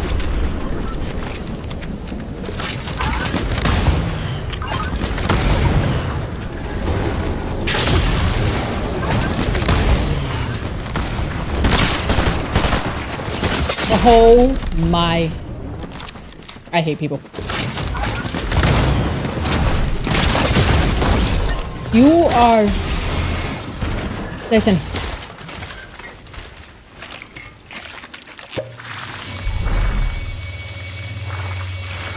I'm so glad that you died.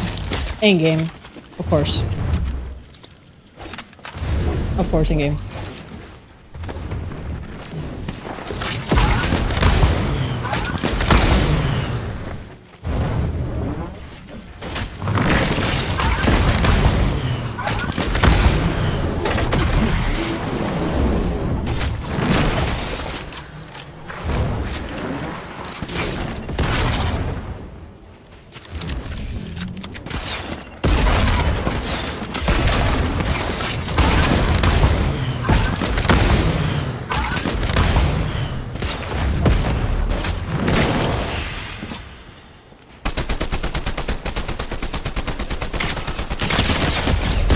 Come on.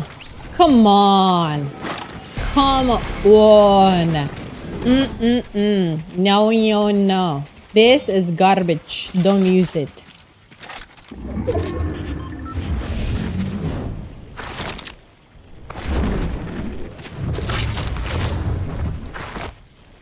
So we were in a struggle, right?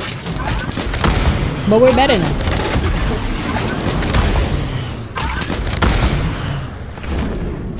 And it all started when this guy messed up.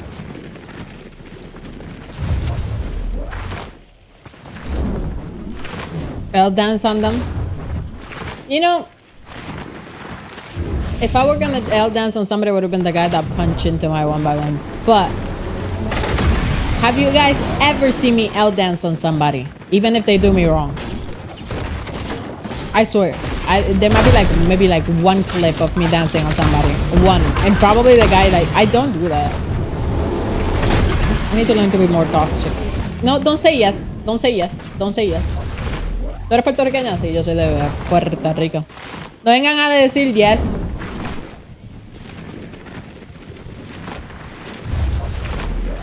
I had to make a clip to see you checking the medallions. Dude, I didn't even know how to do them. Yeah, me too, Digo. That's honestly, I believe in karma. I believe in karma badly. So if I dance on some...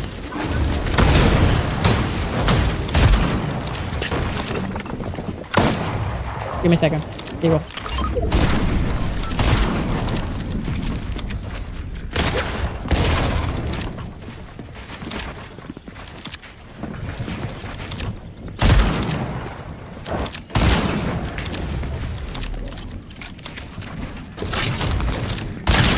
Where are you gonna go? Where are you gonna go? Let me just grab my freaking fist and just punch up in the air. Is that what you're gonna do? Legit, every single time someone's losing a fight, losing a fight every single time. Every single time they take out the fist like they want to beat my butt up.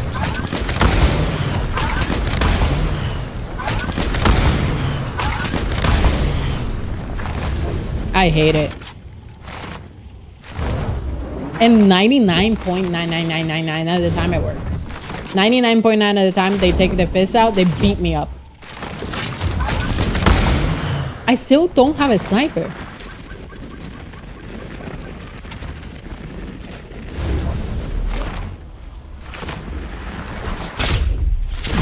I want.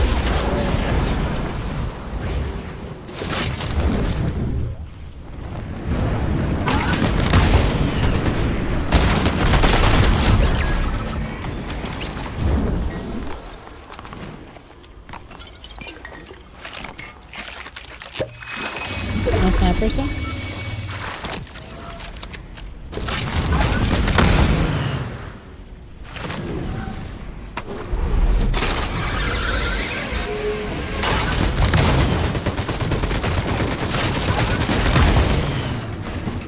Oh shit.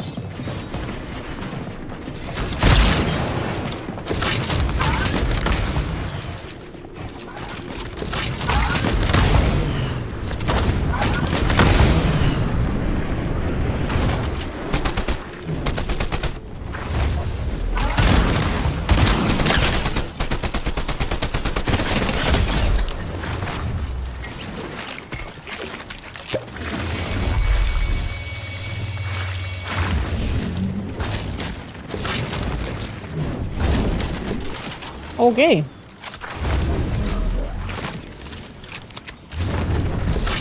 Please.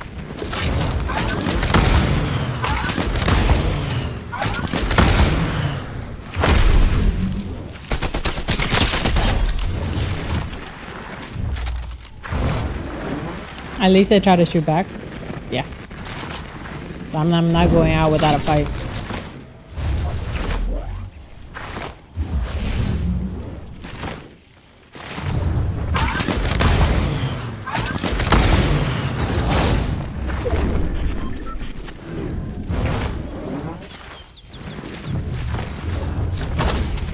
Please.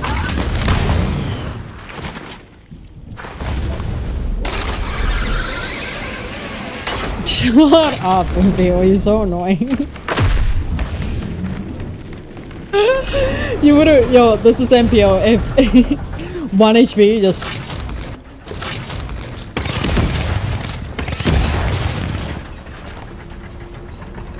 You're annoying.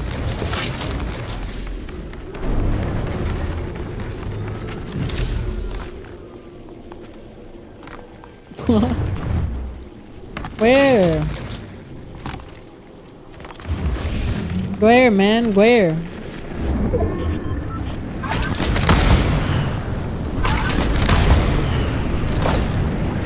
There's no way the rest of the people are bots, right? Like, all of them?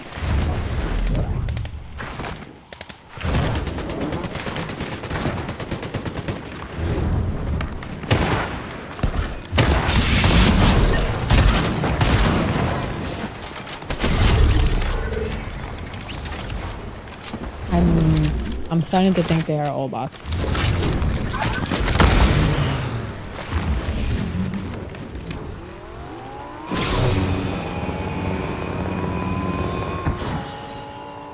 No one here. Nope.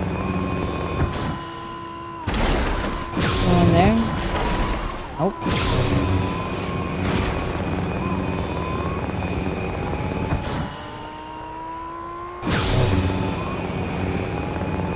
Someone just took the roof.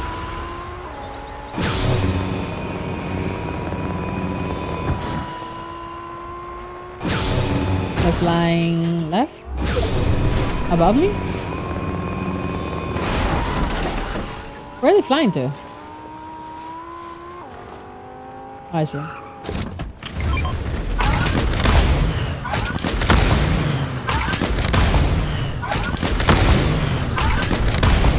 No, he's gonna get in this car. He's gonna get in that car.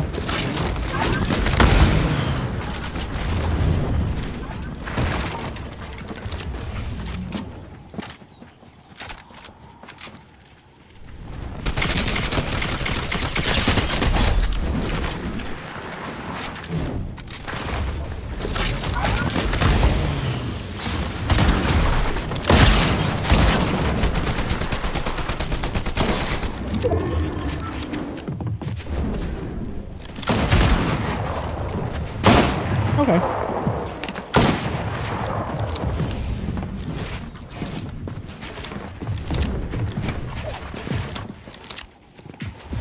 Okay, give me time. 1 second.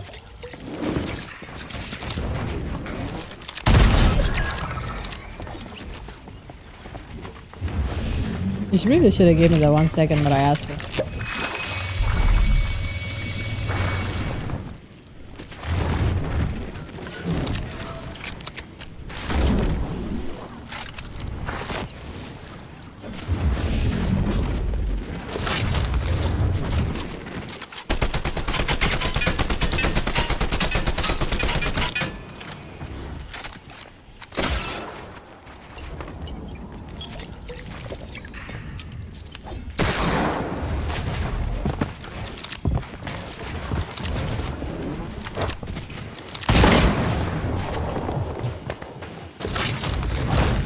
Oh my god, he keeps hitting me with that deagle. He keeps hitting me with the deagle! The man is a deagle. Hey, yo, chill. The man is a deagle genius. Yo, chill. Chill. Alright.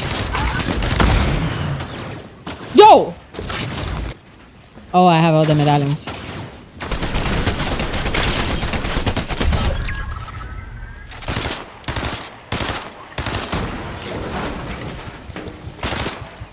He has hit all of the deagle shots. I have to get whites. Damn. Alright, so 1v1 now. Do I have mats? Yeah, I do have mats.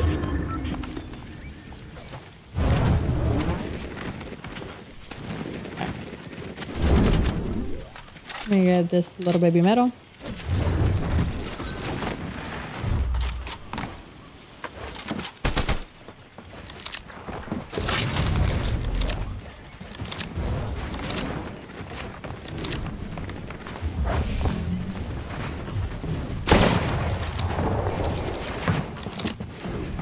Ooh.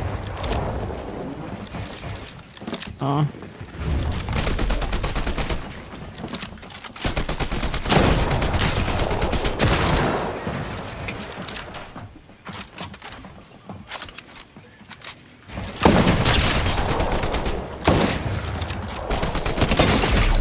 Do it again.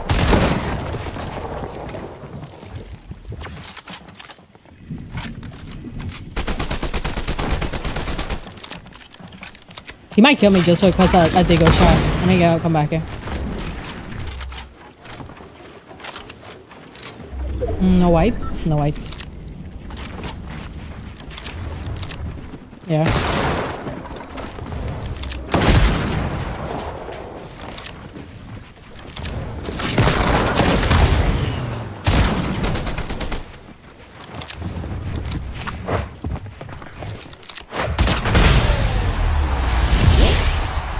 That man and the deagle shot scared the shit out of me. I'm not gonna lie to you. Sheesh.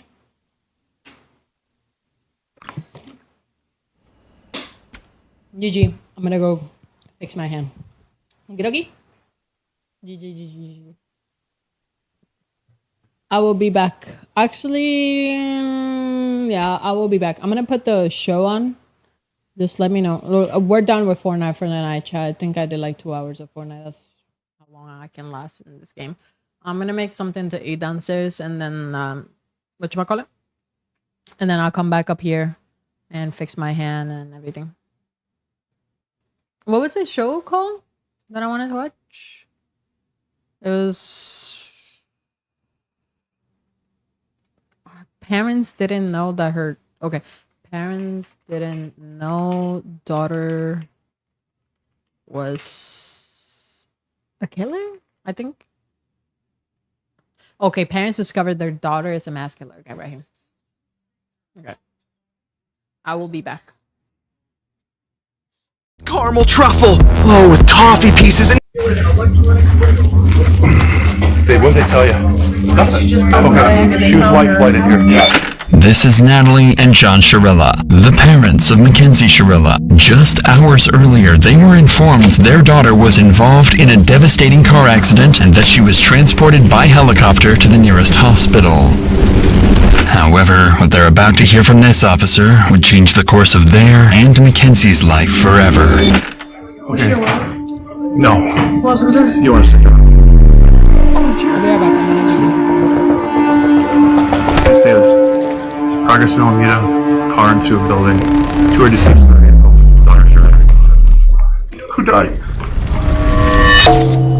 Mackenzie's boyfriend, Dom Russo, as well as their friend Davion, were pronounced dead after the crash, making Mackenzie the suspect of a potential double murder.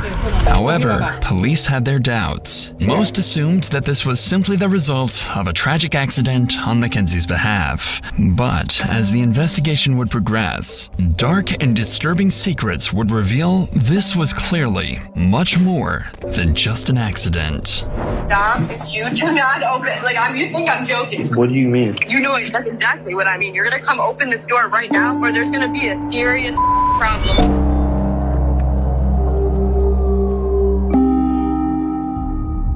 Around 1 a.m. on July 31st, 2022, Mackenzie, Dominic, and Davion were at a house party in their local town. They decided to let loose during this party and get extremely high on marijuana throughout the night, something Mackenzie had a regular tendency of doing.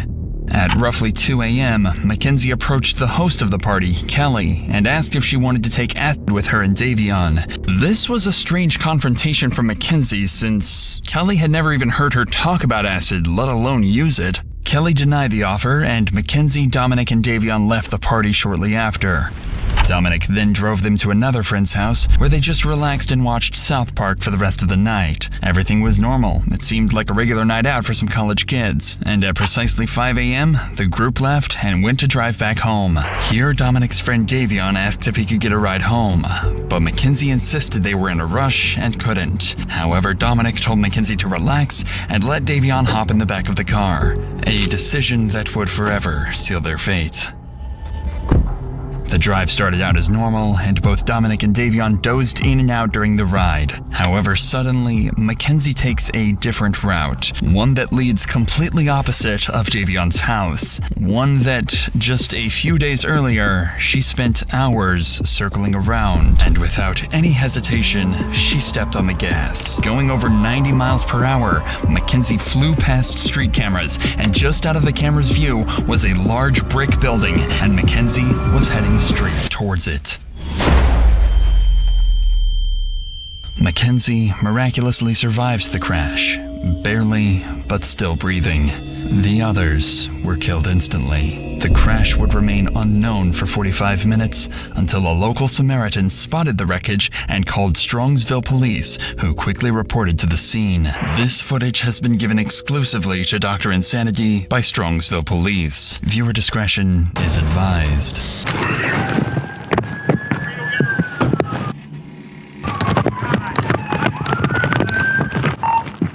No one's breathing. Bust that window out. Alright. Oh my god. Who can hear my voice? Who's in here? Drivers.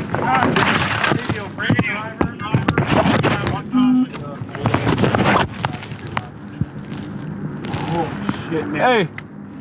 This is bad, guys. She's alive. We gotta get her out. Here, Alright. reach up and unlock this door. Let me see your knife. Let's cut this thing out.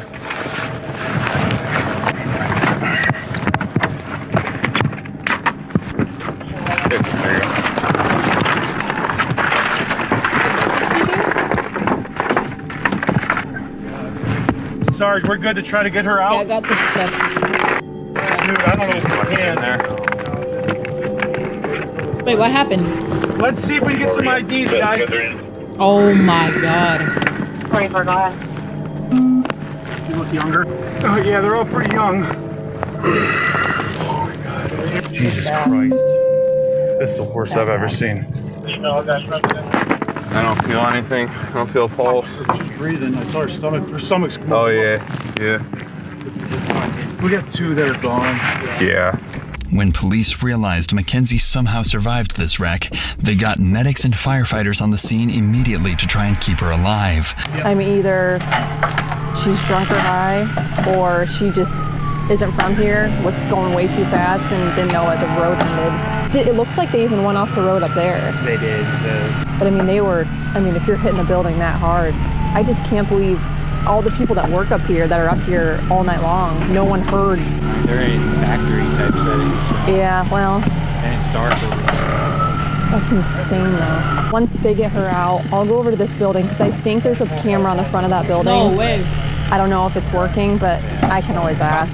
As authorities work to save Mackenzie, the man who initially called 911 to report the incident arrives on the scene to give his side of the story. Uh-oh. I was the one that called it in. You called it in? Yeah, I saw it. I was coming back from breakfast. Okay. And I pulled up to the corner there. Okay. And We saw appreciate you giving us a call. Yeah. Someone in it, obviously? Yeah. Yeah. All right. Yeah.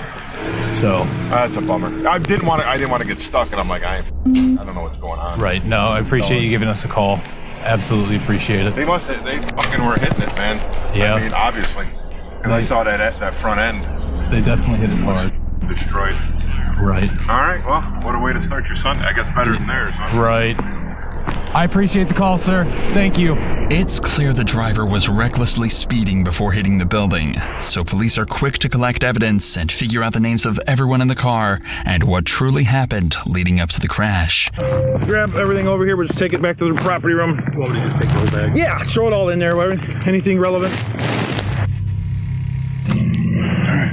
All right, real quick. 2 phones. One's dead. Is there anything else over here? Rest in peace, buddy. Damn. He's gonna go verify with the BMB image, but Holy smokes. that's Dominic for boyfriend. Oh shit. Okay.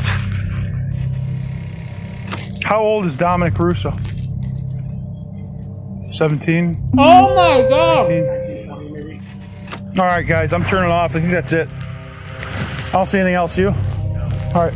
Inside the car, police identified all the suspects and found multiple bags of weed and other marijuana devices in Mackenzie's bag, as well as psilocybin mushrooms. Thankfully, Mackenzie survived after being transported by helicopter to the nearest hospital. Her parents were called to inform them of the incident, and they rushed to the hospital. Unfortunately for them, all they knew was that Mackenzie was in an accident, and this officer is going to have to break everything to them. What did they tell you? Nothing. Okay, she was life flighted here. Yeah, I wouldn't know that. Okay. No. You want to sit down? Oh my. Wait, say this. Progress in Alameda, car into a building. 2 are deceased in the vehicle. Daughter's driving. Who died? I don't know whether, but there's one that we don't know. His name's Jacob. Does anyone know a Jacob? Dom?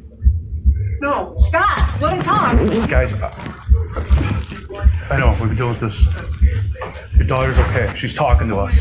I talked to her, okay? Your daughter's alive, okay? Your daughter's alive. She was driving the vehicle, okay?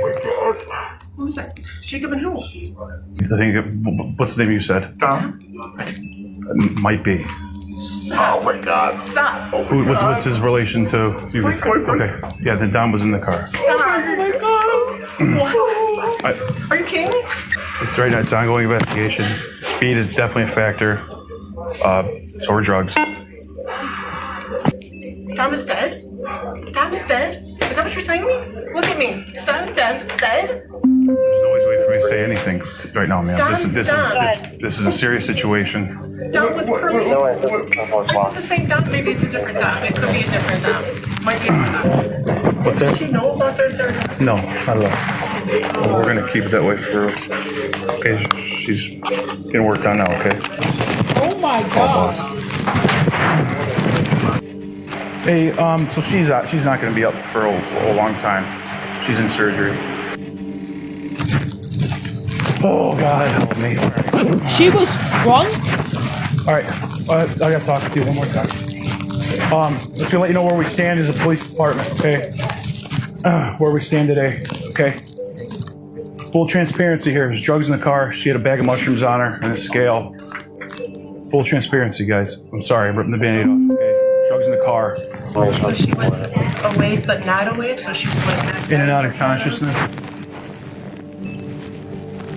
Should be fully extracted from the vehicle. IFD. I know she has a severe leg injury. Like I said, she was speaking, and she had her seatbelt on. The fact that Mackenzie was wearing her seatbelt while her passengers Dominic and Davion were not raises questions about her intentions. This detail suggests potential premeditation, as she might have anticipated the crash and taken measures to protect herself, indicating awareness of the impending danger. Yeah, that probably She did it on purpose? oh my God. She had a seatbelt up. Oh. I don't believe the others did.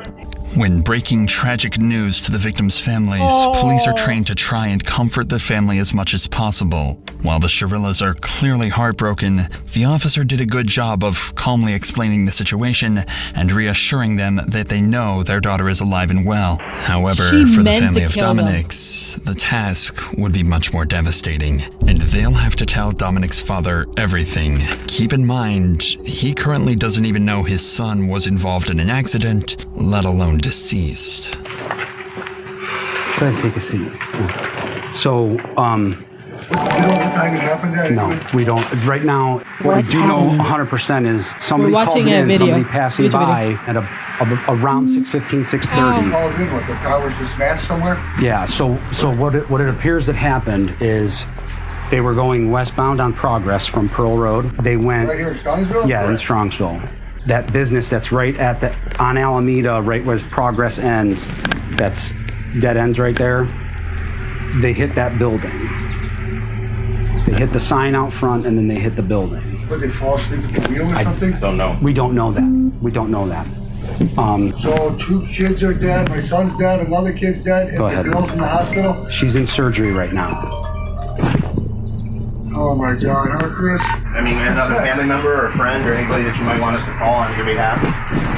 No. This is a nightmare. Is somebody called in at 6:30 in the morning? Between 6:15, 6:15, 6:30, yeah. In there. came upon it passing it by. Yeah. Oh my gosh. This is horrible. She was in her car? It was in Mackenzie's car, yeah. Yeah. Oh my gosh. Is she gonna make it or you guys don't know? We right now we don't know. She's in surgery right now, so we don't know. So.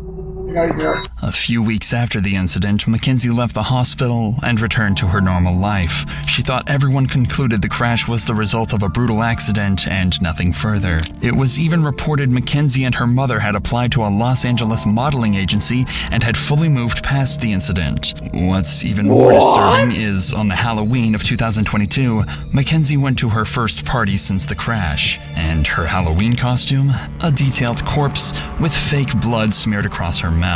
Mackenzie's parents even approved of this morbid outfit and said Mackenzie, quote, deserved some fun after the crash. It almost felt like Mackenzie was almost trying to let people know the crash had malicious intent, and she wanted to rub it into the world that she got away with her crimes. But little to her knowledge... How is she so okay with the fact that her boyfriend and her friend died? The fact that she was driving... She took 2 lives. You were driving. You were speeding. Lost control of the car. Your boyfriend's dead. You're partying? Huh? You're partying out? How, chat? Like, make it make sense to me. How is she not in jail? How is she not in jail? She could be in denial. Oh, fine. But... Detectives were working around the clock to figure out what really happened the night of the crash, and they would find far more than they could have ever expected. But before that, I want to give you guys a solution to some of the crimes in my videos, a way to prevent yourself from getting into dangerous situations with strangers, and that's by using our was right at the wall. Missed those Life 360, which is critical for detectives to understand. Critical for Davion's phone was connected to a safety app called Life 360, which allows friends and family of Davion to track where he is at all times. That's what I have. I just want to show you. Oh no, explain it. So this is when they were going down Progress Drive, and then you know how there was like tire tracks before it, like on that side grass. So that's the sign. That's when it hits the sign. And then that's where she curved exactly right on. Gotcha. What happened? What made her curve? And went right into the sign, the side of it. But I'm just confused on how the back of the sign was messed up. But she went right into that wall. Right. No, so you can see like the heartbreaking. She did this on purpose. Was right at the wall, and then her high speed was after the heartbreaking. Was 90 miles per hour. So it says 90 miles per hour to a wall? So, I mean, what does it mean? Or just screenshots? It's just a tracker. Yeah, it's like my parents have me in a circle so they can see where I go, and it just follows you wherever you go. And Davion had us in. Yeah, well, you can send the screenshots right to the email, and I'll get them all to the detective. So I spoke to friends that were at the party. So at first, she tries to hit the sign and speeds up to hit the building? Is that what happened? I'm guessing they fought in the car. Right? They fought in the car. She hits the sign. She's still mad. She accelerates into the building 90 miles per hour. Right? Or am I dumb? They were asleep. She was the only one awake. Yeah, she tried to kill them. She killed them on purpose. She killed them on purpose, bro. She killed them on purpose. Oh my god. I wasn't personally there. I thought that they might have been on psychedelics. Kenzie was the driver, and they said that she took a nap. But if you know psychedelics, that's like a 8 hour to 12 hour, like you cannot sleep. Yeah, you cannot sleep on it. You can see the exact time they left the house. I don't know. That's mine. So you can just send everything right there. Alright. In addition to this information, the car's black box recorded the gas pedal was pressed down to its fullest extent while driving towards the building. Another one of Dominic's friends was connected to Life 360 and had a very clear opinion of what he thought this evidence could be interpreted as. To me, right here, if you looked at the tracks, and you guys probably have pictures of them, it looks like the person in the front seat tried to turn the wheel because of the fact they were going to go straight into a wall. And it doesn't say she heart broke once. It was 90 miles per hour down that whole road. And I also think because of Kenzie's and Dominic's history, that they were fighting, I think Davion went on his phone to distract himself from the fighting. Although they were on drugs, they can also still be fighting with being on drugs. It could have just been like a careless mistake. Like I don't think Kenzie, even if she was like had road rage, if she was arguing, I don't think her intention was to kill two people no matter what. However, while this evidence is useful and certainly adds suspicion, it doesn't fully reveal Mackenzie's intentions leading up to the crash. Detectives are still uncertain whether or not this was truly an accident or if something much worse was in play. This is when police conduct a series of interviews with Dominic and Mackenzie's closest friends and family to see what their opinions are and if they have any additional evidence to help the case. And they would find much more than they had anticipated. You understand, you're not under arrest. Yeah. You walk out anytime you want. We have approximately 10 questions that we wanted to ask you. And so, how long were you guys in a relationship, you and her? Well, we were all friends in a friend group at first. I ended up dating her for a little bit, like probably over the summer. I was only dating her for probably like a month and a half or like 2 months. And then me and Dom found out that she was cheating on us basically, but it wasn't like anything official, so it wasn't no hard feelings like with whatever happened. I just kind of was like, after me and Dom found out about that, we didn't have no problems with each other and nothing, but they were on and off, and I kept on talking to her still while they were on and off because we were all still in the friend group and stuff. So, and then we kind of just like stopped being intimate, you know what I'm saying, and we're just friends. So, describe the relationship. What was she like as your girlfriend? Like, I didn't really have much with her relationship-wise because we didn't date that long, but like friend-wise, like she was crazy. Like she like mentally just not all there? I mean, yeah, I don't think she's just mentally all there. Like I personally feel like she was trying to kill herself in that crash, and she failed on doing so. Why did Dom put up with this? Do you know? I've personally been told that she did voodoo on him. She has told people that she's put a spell on him so that he couldn't break up with her. That she had like grabbed a piece of his hair, and that she had a doll in her room for Dom, and that she had literally put a spell on him. But she would tell everyone. It's like she truly believed in that kind of stuff, and she also uses the pendulum, I know too, to try to get answers. She tries to use it now to talk to Dom. Do you think Mackenzie has it in her to drive a car into a wall? I mean, if you guys speculate that she did it on purpose, do you think she has it in her? I feel like if she thinks that she can just drive the car into the wall and not feel nothing, you know, like I feel like the only reason she survived is because of how small she is. Like, I feel like she got insanely lucky, but at the same time, not lucky to have survived that because it's like she killed 2 people. If that was what she was trying to do, but it's like I feel like that's what she was trying to do, was crash the car into the wall. That's crazy. Next, police interview Angelo Russo, the older brother to Dominic. Angelo was one of the closest people to Dom and would give everything police need to know about Dominic and Mackenzie's relationship. You mentioned that anytime Dom would kind of want to break up with her, she kind of would go crazy. Describe crazy, like what kind of crazy? Like there is times where she called Dom and said, if you break up with me, I'm going to word for word. Yo, she was so abusive. I think, off of what I know and off my assumptions, Dom tried to break up with her multiple times, even in July. They kept not like working out, whatever. They kept making back up. Kenzie's known to be the kind of person that she's let us know she will never let go of Dom, and if she has to let go of Dom, she will not go on living herself. She's pretty much. So she killed him because maybe he was trying to break up with her? miles an hour. You don't have a very fast car to begin with. You were stomping that gas pretty much that whole entire time. There's no brake marks on the street at all. Yep. Even before the hit, you would think that some type of instinct would kick in. You'd slam on the brakes. No. But to my knowledge, she went straight into it. To me, it seems like they were in a fight.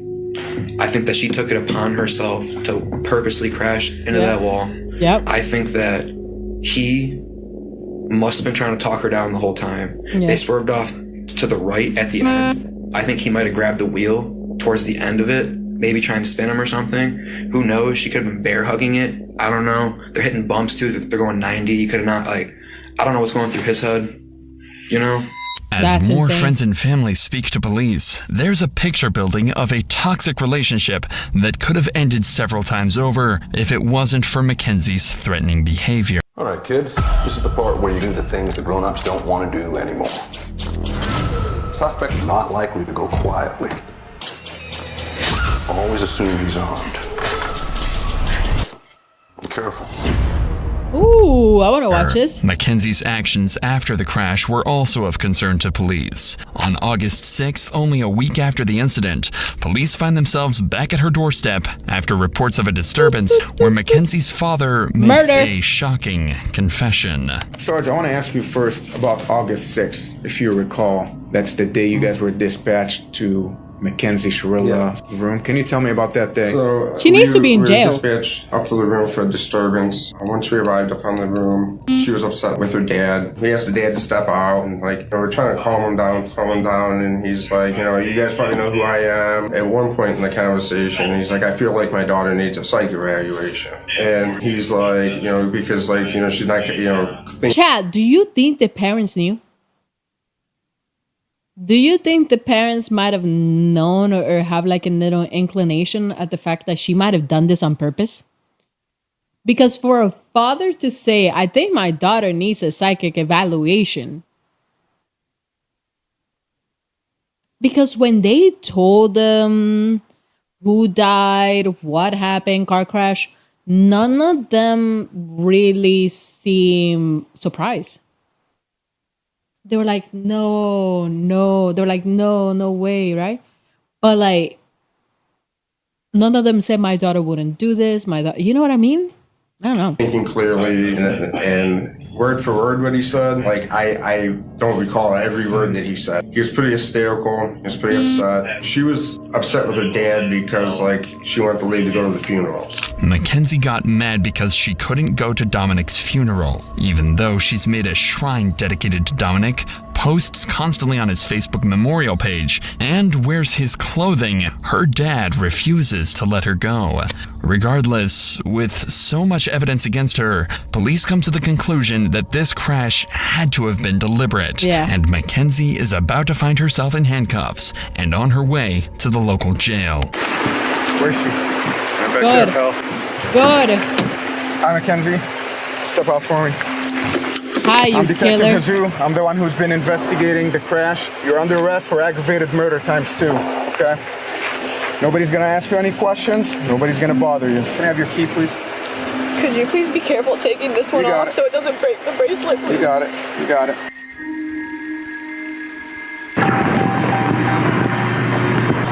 Recording. Mounted. Wi-Fi connected.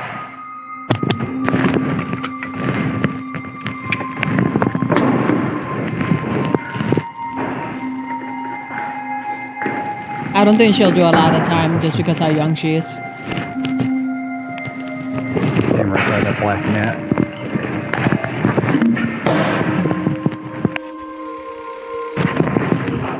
What's your first name?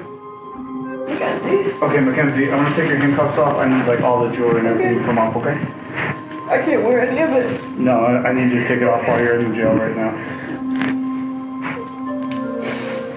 Why is she When acting her sad? parents find out she's been arrested, they head straight for the station and immediately confront and fight with the officers. But I need to speak to my daughter because you guys aren't allowed to speak to her at all. That's from the lawyer. How you guys did this on the weekend is just, look, all you have to do is go, hey, there's a warrant for her. We would have brought her right down here with no problem.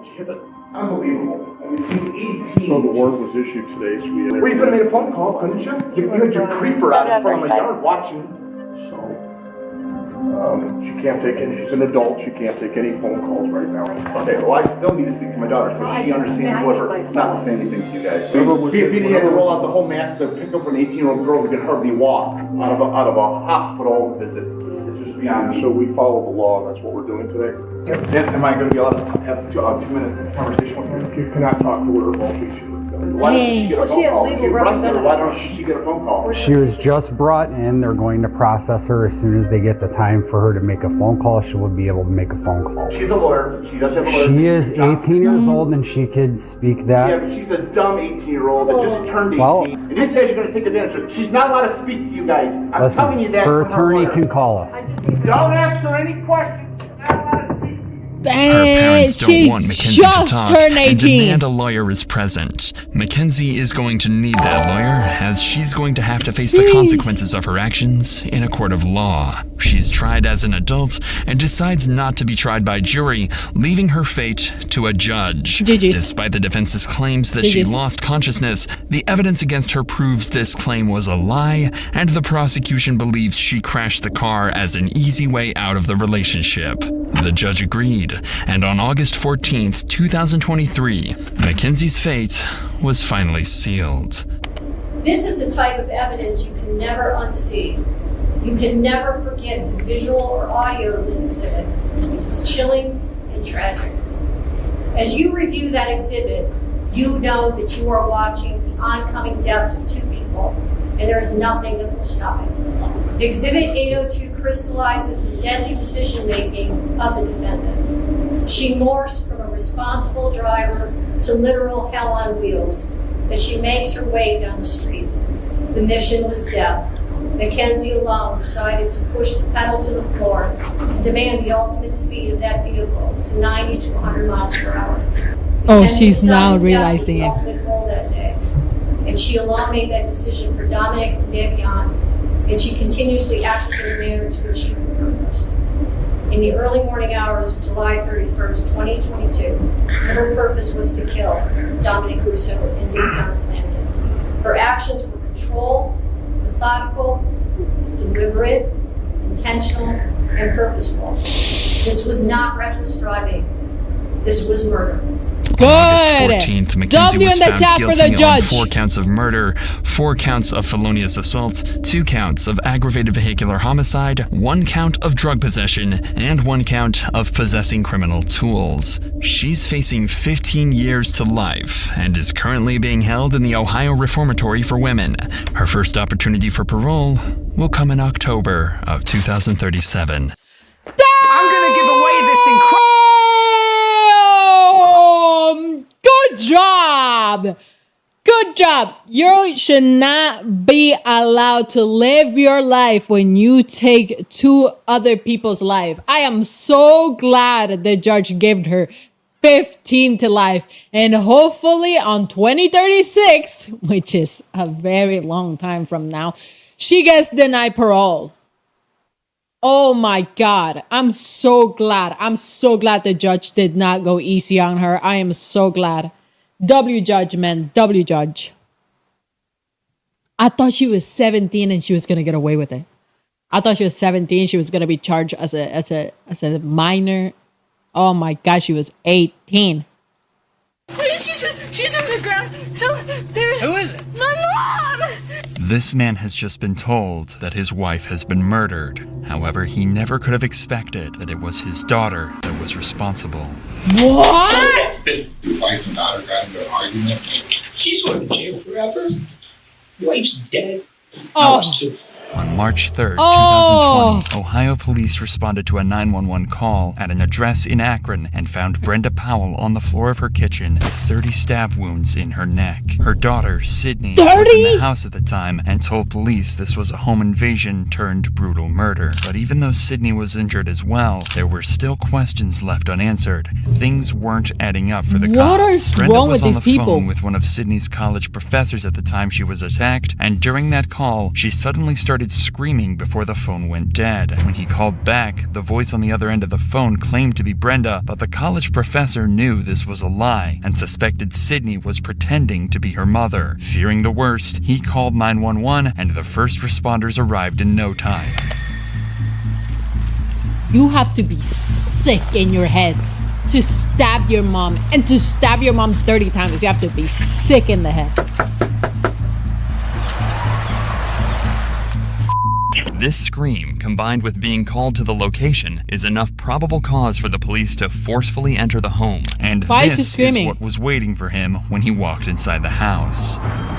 Hacker police! Oh no. Hacker police!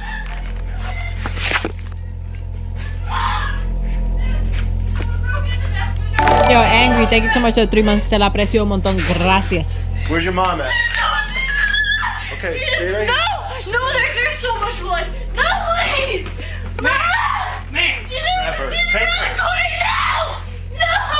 Stop. Hold on, we gotta figure out what's going on. Can you sit down?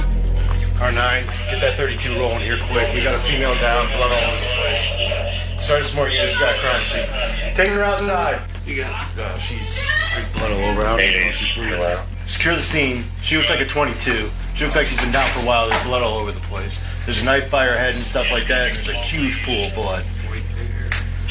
No, I think she just walked in on it. There's a broken window in the back. So if you can just put up some crime scene tape. As soon as AFD gets here, they're going to pronounce her, I'm sure. It turns out Brenda hasn't just been stabbed. She's also been hit over the head with an iron skillet, and her injuries are so devastating that her life hangs in the balance. Stop! Hold on, we gotta figure out what's going on. What in the... Come on. She's crazy. Yo, her acting though, chat. Her acting. I want my dad. Huh? I want my dad. What happened? What's going on? What's going on? We heard a bang. We heard a bang. And she told me to get out. And then I heard screaming. So I came back and she was on the ground. Okay, you heard a bang. Back. There was a bang. Someone broken. What? What is your name? Sydney. Are you cut? I don't think so. Yeah, you're cut somewhere. I don't think so. Yeah, your hand. No, I was helping her. I grabbed her. All right, stop. I grabbed the knife. Chat. One in the chat if you think this cop knows. The way he's treating her. The way he's like, you're cut. You're cut. Stop. Yo, I think he knows. He legit is treating her like she might be a suspect, even though the other cop told him, no, she walked in. This cop has treated her and she's a suspect. What? Yeah. What's going on? I don't know. We just got I'm the dad. Okay, Sydney. I don't know. Okay. I don't know. Sydney appears to have been injured as well, is suffering from shock, and struggling to hold herself together. Even the arrival of her father, Steve Powell, doesn't calm Sydney down. Police need to lock down the crime scene and try to figure out exactly what's happened. The back window's broken in. So you're gonna have to. Daddy. Inside there. So. I don't know. There was so much blood. Lady in the house. Okay. She's got minor cuts. Inside the house, there's a broken window and the knife used to stab Brenda, but something isn't quite right, as the broken window had blood dripped on the outside of it, leading police to conclude it could have only been broken after Brenda had been stabbed. However, Sydney claimed that the intruder used the window to enter and was broken before the attack, leading to the first of many inaccuracies in her story. Interesting. Okay, do we know who, where, which way? Guy looking through here and I can see pictures. That's very sad. Basement set up for. Yes, YouTube Yeah, chat. hey, sorry, I'll call you right back. Bye. All right, let me go report that. Yeah, there's got one man. It's probably her brother. Well, I'll see if we can find out who else lives here. With such a serious case with so many unanswered questions, the cops spend some time talking with homeowners nearby. They have to try and collect as much information as possible, but right now, the only person making any sense is Sydney's father.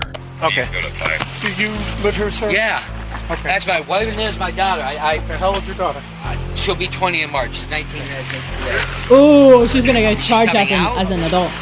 Not yet, sir. Just kind of hang out. Sydney, can you tell me what happened? Huh? Sydney. Sydney. She's not gonna want to talk. On its way? Yeah, it's coming. From where? Yeah, that's them right there. I can hear them.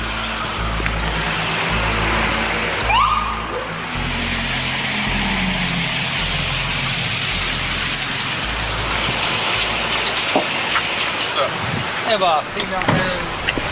While trying to piece this puzzle together, police speak to Steve Powell and one of Sydney's friends down at the station, in the hopes that they may be able to help them shed some light on exactly what happened. But unfortunately for Steve, he has absolutely no idea Sydney is the attacker, or even worse, that his wife is in critical condition at the hospital and likely won't survive, something detectives will have to break to him sooner than later. Oh, man.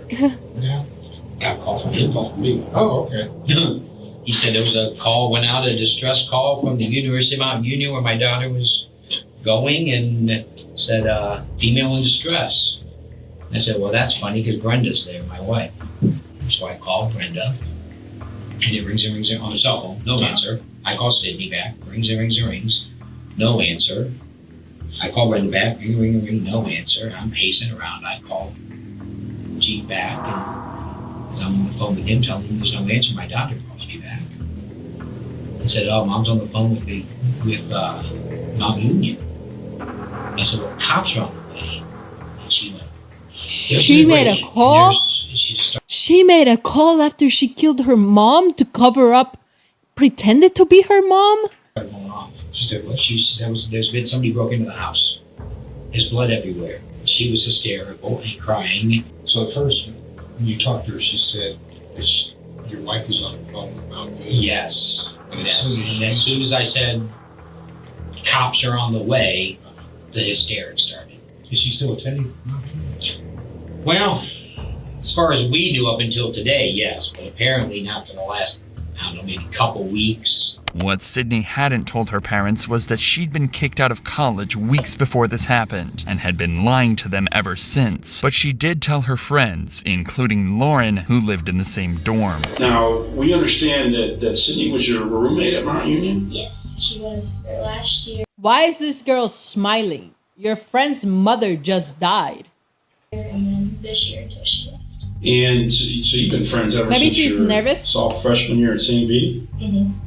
Go over each other's houses, everything like that. Yep.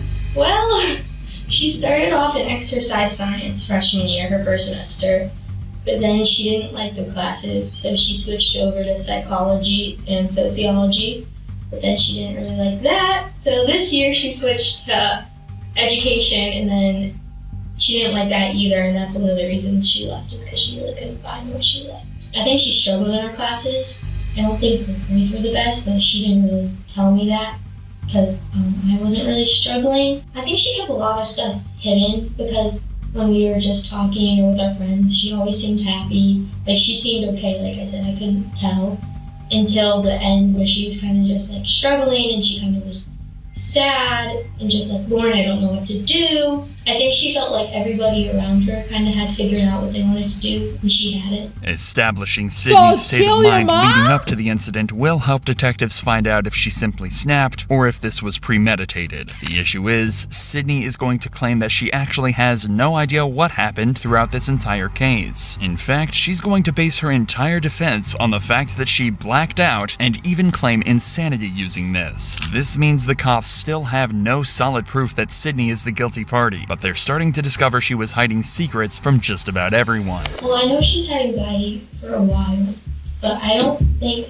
it was this last semester, like starting coming back in January, is when it really started, that she was kind of more like upset because she really didn't know what she wanted to do. My friends and I were worried for her because we didn't know what was going on because she didn't tell us, and like, Lauren knew something was wrong and tried to help. At first, she had no reason to doubt her and was as supportive as any friend could have been at a time like this. But even Lauren grew suspicious of Sydney's evasive behavior. I could tell she was getting more upset, like more sad. And I told her, like, I'm here, like, you can tell me, I'm here for you. If you need anything, I'm here. but she never really opened up until she was leaving and saying that she was struggling with school and that she was kind of trying to figure out what was going on, and that's when I started to try to help her. Let's talk about this. You're her best friend, and that's a horrible daughter. Why do that to your mom? Relationship with her parents. Messed up in Her the and her head. parents had a really good relationship. Like, her mom and her were best friends, probably. I know that's a lie. Her mom and her were best friends, but yeah, she stabbed her 30 times and hit her with a pan. Like, they did everything together. Like, one of the reasons she went home was to be with her mom. They were always close. She never said anything bad about her mom. She never ever talked about having an argument with her mom. Like, I can't recall every time she'd be going home, she's like, I can't wait to see my mom. Or when she goes home for weekends, she'd be like, oh, my mom wants me to come home so we can hang out and like watch movies. And she loved being home. By this point, Sydney is becoming wrapped up in a lie that she's going to struggle to escape from. But instead of owning up, she decided to make out as if college just wasn't working out for her and tried to convince her parents that they could save a lot of money on college bills if she left to pursue other things. What's going on? Are you not going to school? She goes, I'm overwhelmed in school and I don't really like what I'm doing and it seems like it's a waste of my time and your money. I said, well, but that's all part of it. Nobody's going to tell you you need to do what you're doing when you're 20. You need to figure it out. But that's not what she told her friends. So when she's talking to you about, the problem she's having at school, did she mention that she tried talking to her parents? Yeah, I know she definitely, especially when she left, she talked to her mom about leaving. They kind of made that decision together to leave Mount.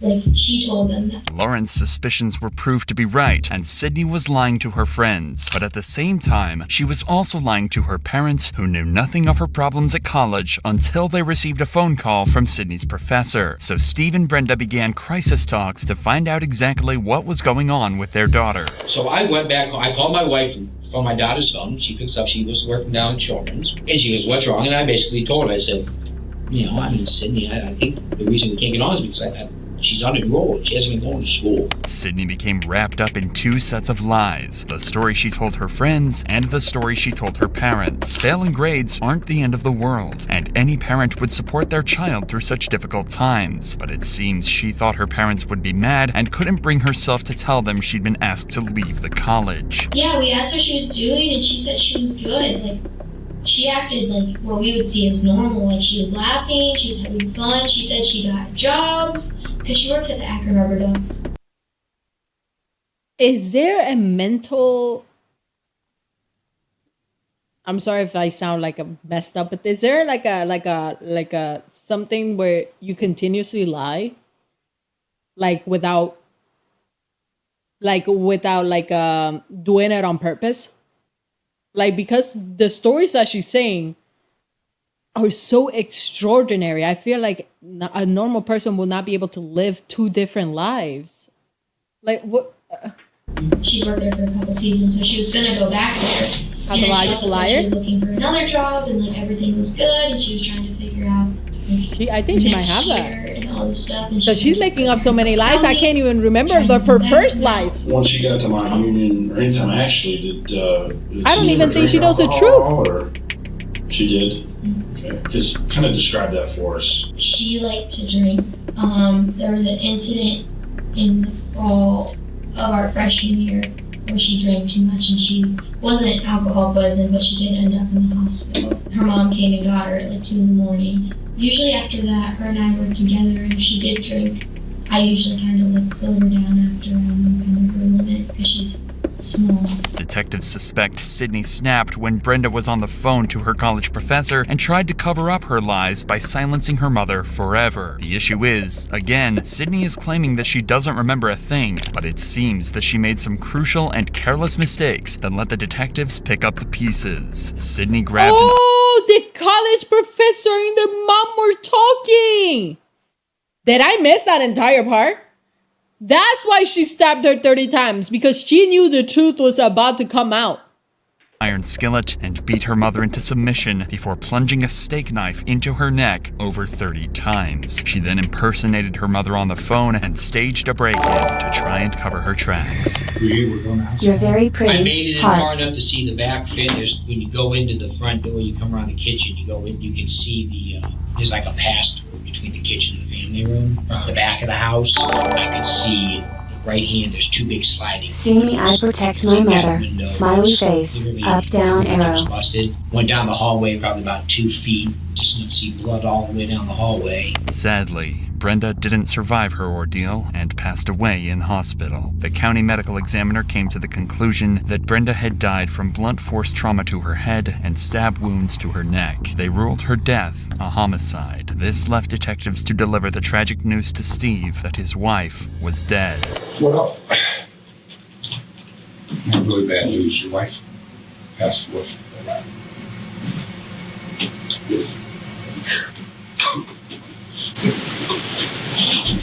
Detectives investigated Sydney's claims that an intruder was responsible, but their findings didn't seem to match her story, and the evidence was painting a different picture altogether. This left detectives with one final devastating task to carry out, telling Steve that his own daughter killed his wife. Oh my god.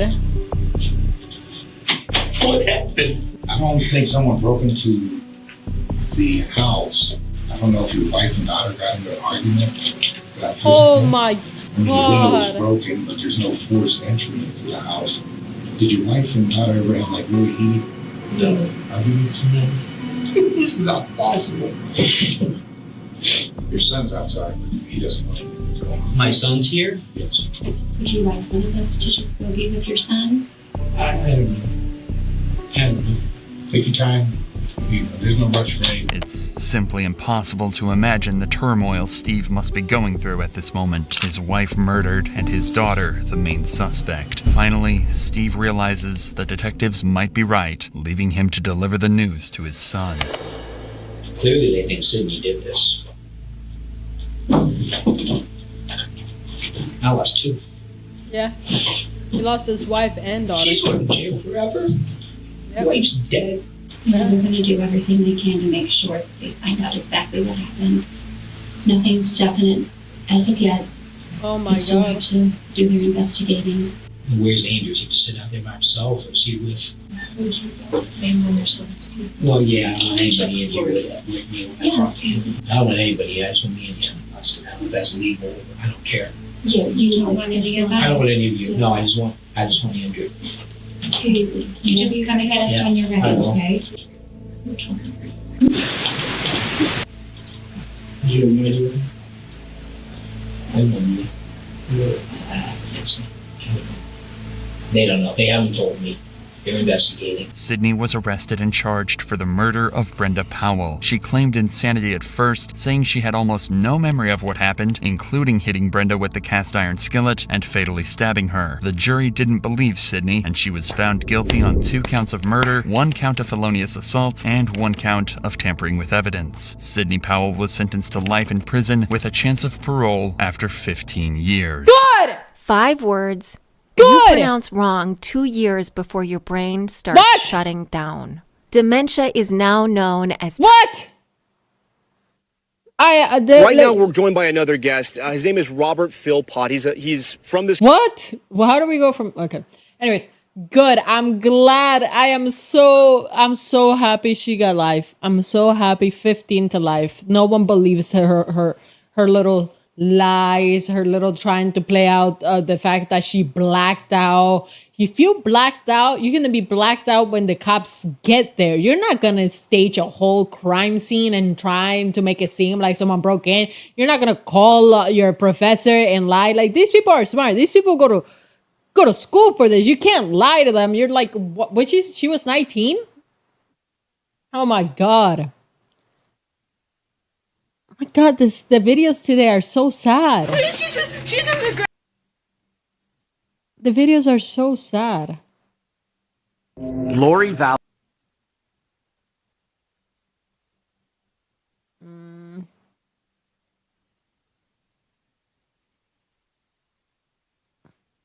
Wait.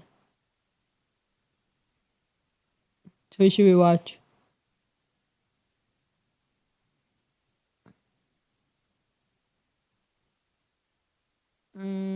SWAT teams face off against an active shooter. A missing sheet. I don't want to say that. That's realized that's the one that we saw. Entitled grandma tries to fight cops. I don't want to see a cop beat up a grandmother. Ooh. Husband discovered his wife is a mass killer. Lori Vallow Daybell is a former beauty contestant. She's lost her mind. She thinks she's a resurrected being and a god. Anybody you spoke to who knew Lori back then said that she was like the mother of the year. So what makes her a danger to herself and to others? Threaten me, murder me, kill me. We're gathering together as saints, as brothers and sisters, and preparing for the second coming of Christ. She threatened to murder you? Yes. 6 months later, Vallow was shot and killed. Police say they found a man with gunshot wound who was later pronounced dead. The first death that kicked off this multi-state mystery. Inside is Lori Vallow's husband, dead on the living room floor. What happened today? How did it get to this? She said, "You're not Charles. I don't know who you are, what you did with Charles, but I can murder you now with my powers." So how does she pose a threat to your children? Lori, where are your kids? No comment? They've been missing for 4 months. You have nothing to say? Now, Lori Daybell appears to be somebody else. She has 2 missing children, JJ Vallow, Tylee Ryan. I don't know what she's going to do with them. I don't know if she's going to flee with them. She's going to hurt them. All right. Is it this house or the one with the flashing lights? Right there. Cars are all gone. I don't know where my kids are. Well, get in. Oh my God. I need to find the best way to Okay, learn wait. math and science. Missing kids? And did she kill her husband? After the husband went to the cops and told him that she said she was going to kill him? It's brilliant.org. What?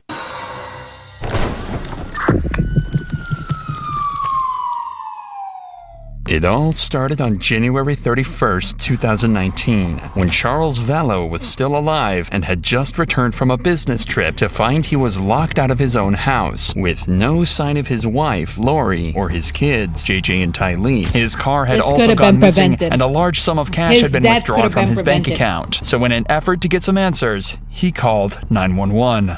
So what's going on tonight? I can't get in touch with our kids.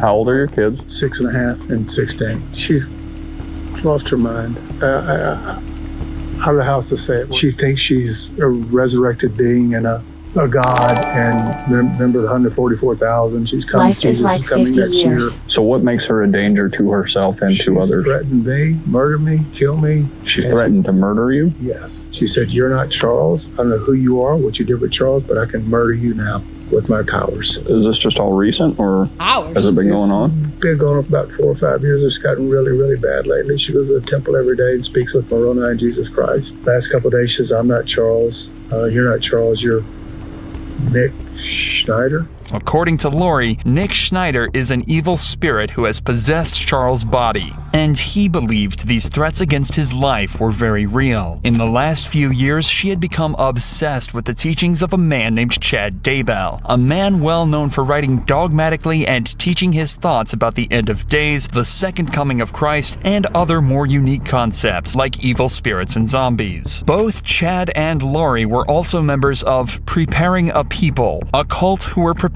for the second coming of Jesus Christ and the end of the world as we know it. Lori also believed she was a member of the 144,000, a group of high priests who will administer the everlasting gospel to the world in its last days. She also believed that every human was on a scale between light and dark, and the darker one's spirit was, the more dangerous they were to her and her beliefs. Lori had actually become so involved in this new religious belief that Charles had become concerned not only for himself, but his 2 children as well. She said to me, Charles' stuff is gone. You're not Charles, your stuff is gone. I don't know what that means. And how long have you been trying to get in touch with the kids? Since yesterday. So how does she pose a threat to your children? I don't know what she's crazy. I don't know if she's going to flee with them. She's going to hurt them. And today she said, come take the kids. I don't care what happens to them. I just want to see my boys okay, and she's got a pickup order. A pickup order can be obtained after one parent fails to deliver a child to another parent. As Charles has not heard from his kids in days, he felt he had no choice but to take action. The cops then helped Charles get back in the house, but it was too late, as Lori and the kids were gone. The very next morning, Charles called 911 again, this time directing them to a hotel in Gilbert, Arizona, where he believed Lori was hiding out with JJ and Ty Lee. This time, though, Charles had managed to obtain an emergency mental health petition, a note that would require Lori to check into a mental health institution and undergo assessment. What's going on? Why is she here and you're not here, or are you staying here with her? Long story. She's had kind of a break from me, and I've tried to support her as much as I could, but it's gotten really, really bad lately. She's had a break. She says, he's so Nick supportive. Snyder. I've taken over Charles's body, and Charles has been killed. I'm going to kill you. You're going to be murdered today or tomorrow. Charles had already tried to find Lori earlier that morning by turning up at JJ's school, but despite seeing her car in the parking lot, there was no sign of her at all. However, she had left her purse in the car, so Charles took it in hopes that it would stop her from getting away. This worked perfectly, as she walked into the Gilbert police station later this same morning to report her missing purse.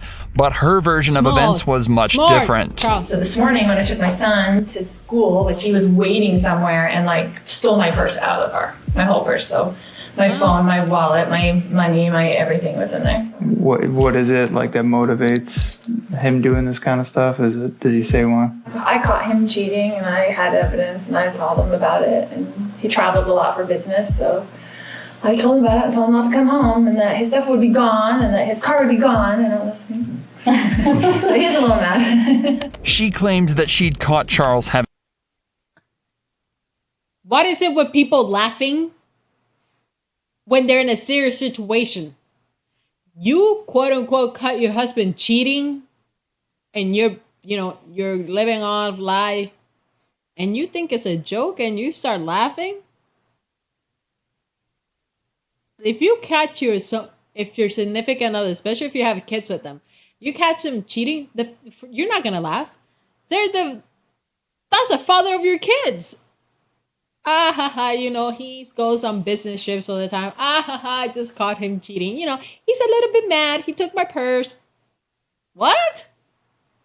Having an affair and told him not to come home, locking him out of the house and taking his car. The first of many carefully fabricated lies that would not only ruin Charles's life, but end it. Police informed Charles that he can't steal Lori's property no matter what the motive. A deal was then formed between them saying that if Charles returned her purse, then the police would immediately follow up with the mental health petition. But eventually it went through and Lori underwent her assessment. However, in 2 hours, Lori was released with the doctors finding no issues at all. This decision sentenced Charles to death and put his kids' lives in jeopardy. Charles filed for divorce, and 6 months later, his body was found at Lori's house with 2 gunshot wounds across his body. The fate of his children was now in the hands of their delusional and dangerous mother.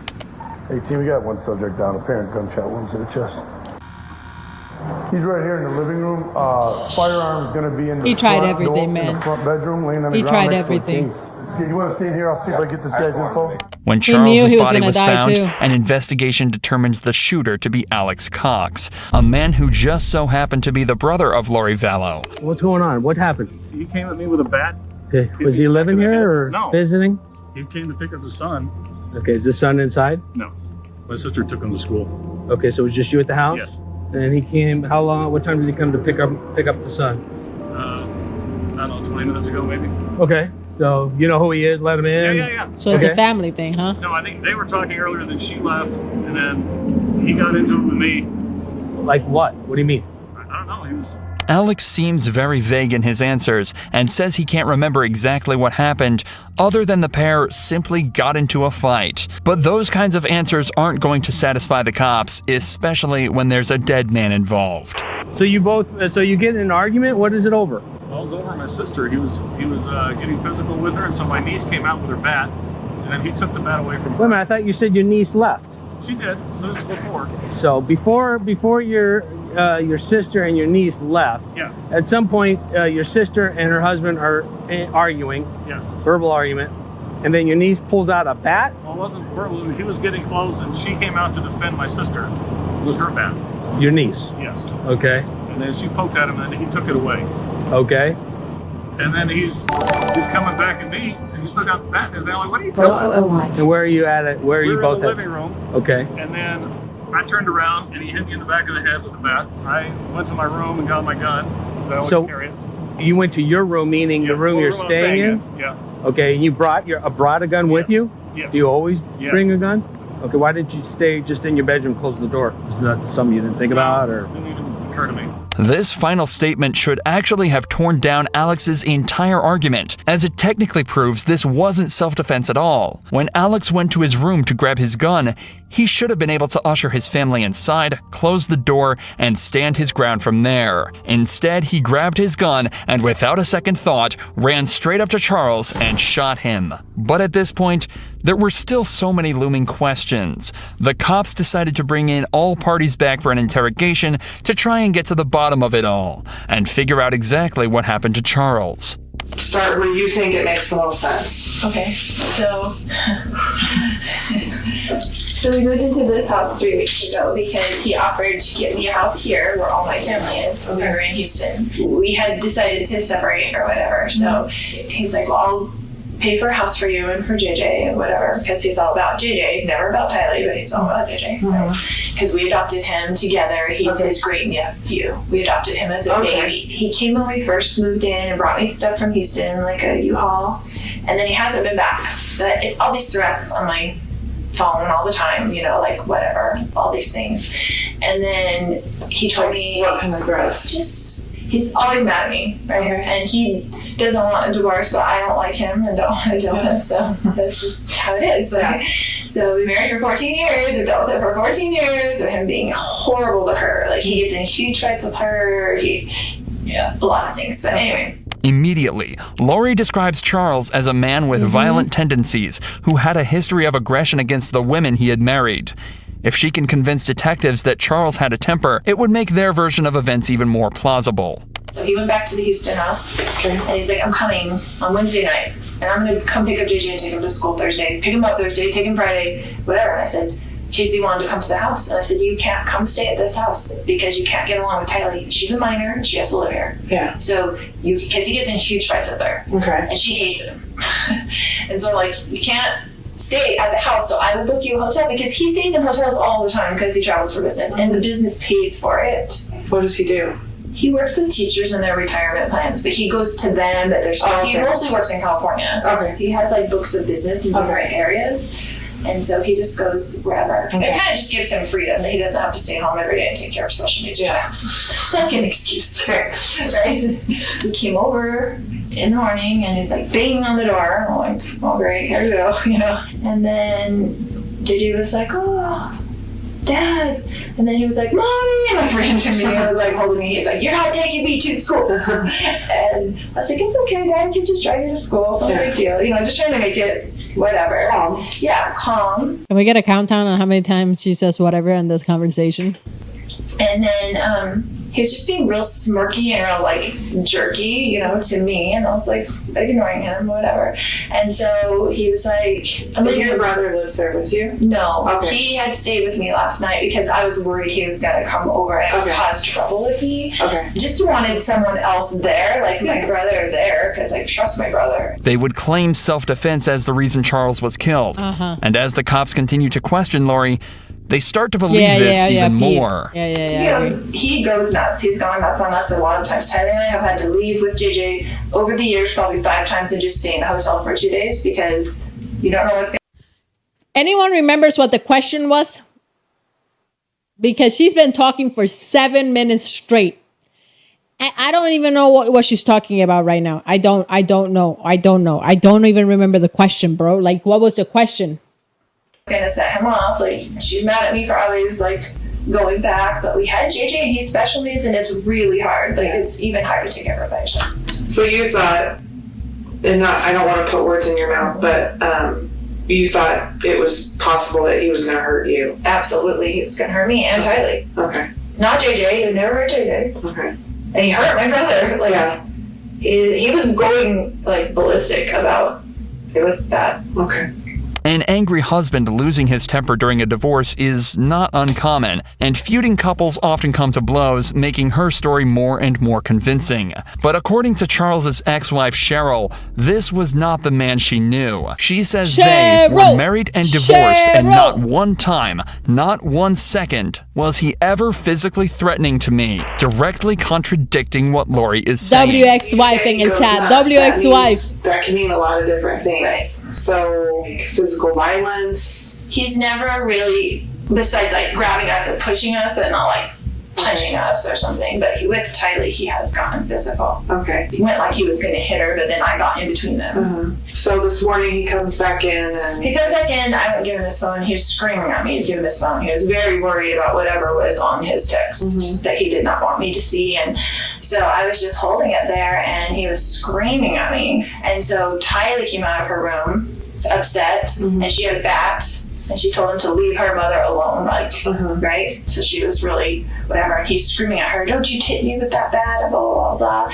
And then my brother heard all the commotion because he was in there in bed. And so he came out into the main room and he's yelling at Tylee, don't you hit me with that bat, and blah, blah, blah. And so Tylee, I guess, I don't know if she swung at him or what, but he, like, grabbed the bat from Tylee and then went to, like, hit Tylee with the bat. It was... And I was right there, they were right there, and my brother grabbed him from behind, like just to stop him from hitting Tylee. They got into the thing, and he's hitting him with the bat, and they're on the ground, like grappling around or whatever. And then... and he hit your brother with the bat while they were grappling and stuff? Yes. But there are lingering questions left by the investigation. One such example being that the autopsy ruled one of the gunshots impacted while Charles was on the ground. Imagine being in a situation where you have no choice but to shoot someone. You'd probably freeze up, and you'd do anything you could to avoid anything but incapacitating them, instead of finishing the job. So it seems strange that Alex decided to shoot Charles a second time when he was already flat on the ground. Furthermore, it also seems strange that it would take almost 45 minutes for anyone to call 911. Although she claims it was down to shock, this is conveniently just enough time to concoct an alternative version of events and a solid story to give to the police. Okay, so you heard that. It took them 45 minutes to call 911? Chasing after Lori. Okay. Had Tylee already gotten the bat? Did he already have the bat? Okay. So Charles is coming towards Lori. He's coming towards Lori, and I shoved him back. Okay. I said, what are you doing? Because he's coming at her aggressively. Okay. He's a big dude, so I wasn't going to. So he's coming at her. Yeah. And you shoved him back. Yeah. What happened right after that? So I went into the bedroom where he was staying and grabbed back down. I came back. I said, put that bat down. And he's like, what are you going to do? So you're going to threaten me? I was like, no, I'm just going to defend myself. So you put that bat down. And he goes, what are you going to do it like that? And he came at me. Okay. And he'd already hit me in the head. So you gave him, how many times would you say you told him to, like, put the bat down? Once. Once? Okay. And then he started advancing towards you? Yes. How many shots did you fire? I don't know, a couple. One of Lori's friends later reported that Lori had said Alex believed her theories about Charles being possessed by evil, and the reason he was at the house at the time of death is simple. He believed Charles was going to try and kill Lori and moved in with her to help keep her safe. I didn't see the shot, I heard it, and then I came back around and I saw that he was on the ground. Okay. And I was freaking out. Yeah. And so I was just freaking out, and it just went into mom mode. I'm like, I've got to go to the school, I've got to get to the kids. I just went like, I got to get to the kids. And so I just went outside and to see if they were in there okay. I didn't want them coming back in the house when all that was going on. And Tylee was like looking at me with like the crazy eyes, like what just happened. And I told her to get in the car and we're going to take JJ to school. And I slept. When you came back in and you saw him on the ground, where was your brother? Did you see him where he was at? Yeah, he was right in front of him. Did your brother say anything to you at all? Do you remember? No, we were both just in shock. Okay. Like, it was just I didn't say anything. I went out with the kids just to check on them first, and I was going to come back in maybe, but I didn't. I was like I just have to get him to school. Okay. And wow. call the police and come back, you know. Did you or your brother say anything at some point about calling the police? Bring or the calling kids to school 911? after Do you murder remember? your ex-husband. Yeah, he called me. Okay. And he said, "Are you taking Gigi to school?" And I said, "Yeah, we need to call the police." And he said, "Okay." Okay. So he called you when you didn't come back inside, basically? Right. Okay. Because I was like in the car for a minute, and then I was like, what do I do? It looks on the surface that an enraged Charles stormed the house and started shouting at Lori. Alex decided to intervene, fearing Not for his even sister's know. life, but what started as a Don't even know, disagreement Rachel. quickly turned into a fight, one that would end with Charles lying cold on the ground. And Ty Lee seems to back up what Lori and Alex said when she tells her version of events. I opened the door, and it was my stepdad, and he was just screaming at both of them, and so I just kind of stuck the baseball bat out there, and then he just grabbed it, and so I fell to the ground, and then my uncle I saw him take a step back, so my uncle, I think, grabbed him and kind of took him back so he couldn't do anything, and so my mom said to go with JJ, and so I ran out the door, and then I kind of just stood there, and then eventually my mom came out, and then I heard a noise, which I know what it was now, but it sounded like someone took it and hit it really hard against the floor. Okay. So I just wanted to make sure that my stepdad didn't do anything to my uncle and stuff. And so she was like, no, I was fine, we're just gonna take JJ to school, and I was like, okay. Despite Charles's lack of a violent history and how many times Alex nearly slipped up on scene, Lori's story coupled with Ty Lee's perspective was enough for detectives to officially rule this as self-defense. But the death of Charles Vallow was just the tip of the iceberg, and investigators quickly discovered that Lori had become entangled in the world of a seedy cult that would turn this seemingly perfect mom into a stone-cold killer. Lori Nate with East Idaho News. Can you tell me where your kids are? Where are your kids? No comment? They've been missing for... Wait. They actually made it a self-defense case because of the kid?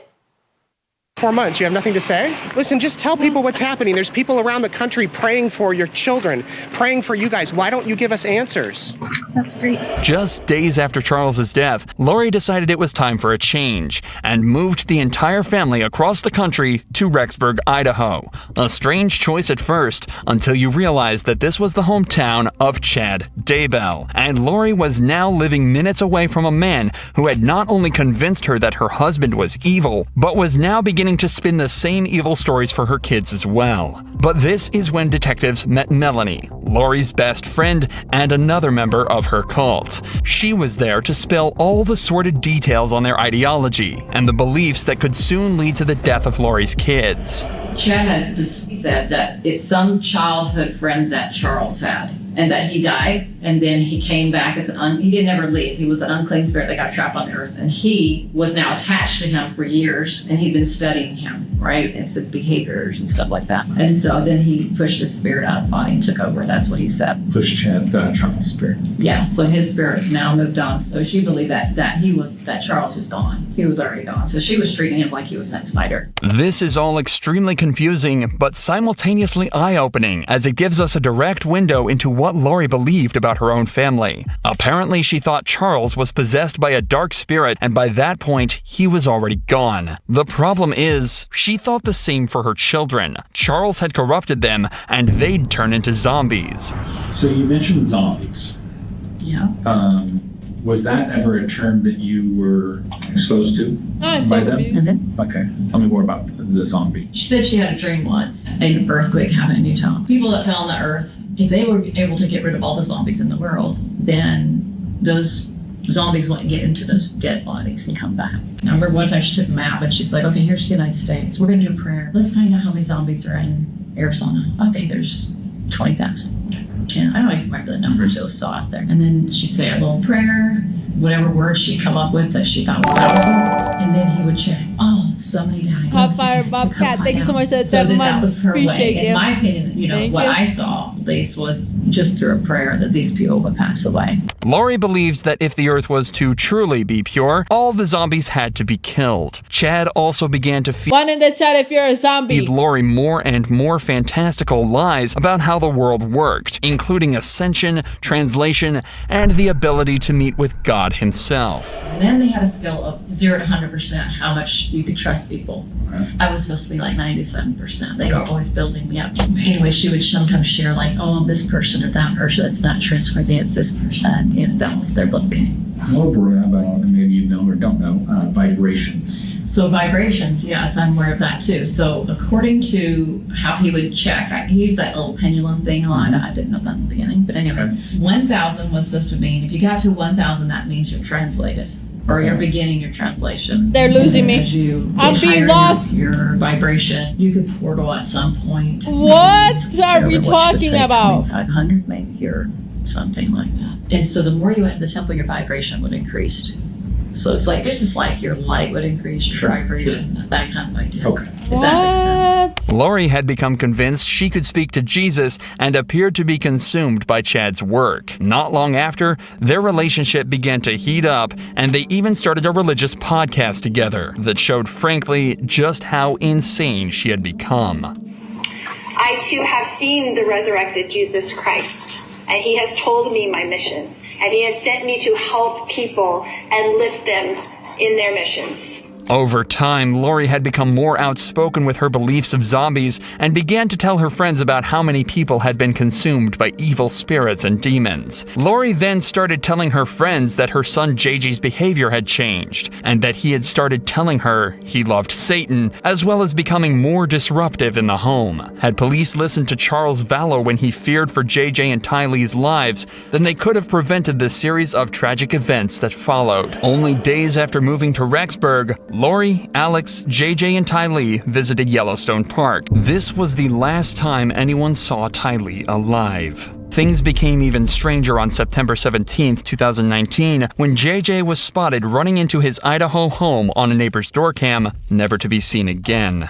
Months later, people started to realize that they hadn't heard from JJ in a long time, and Charles' parents called 911 to alert the police of his disappearance. Lori was caught lying to officers on November 26th after they had made a welfare check on JJ. According to Lori, her son was with her friend Melanie back in Arizona, but Melanie not only denied having him, but she also told police Lori had asked her to lie and pretend to officers JJ was staying with her. Then, in December, Alex died suddenly.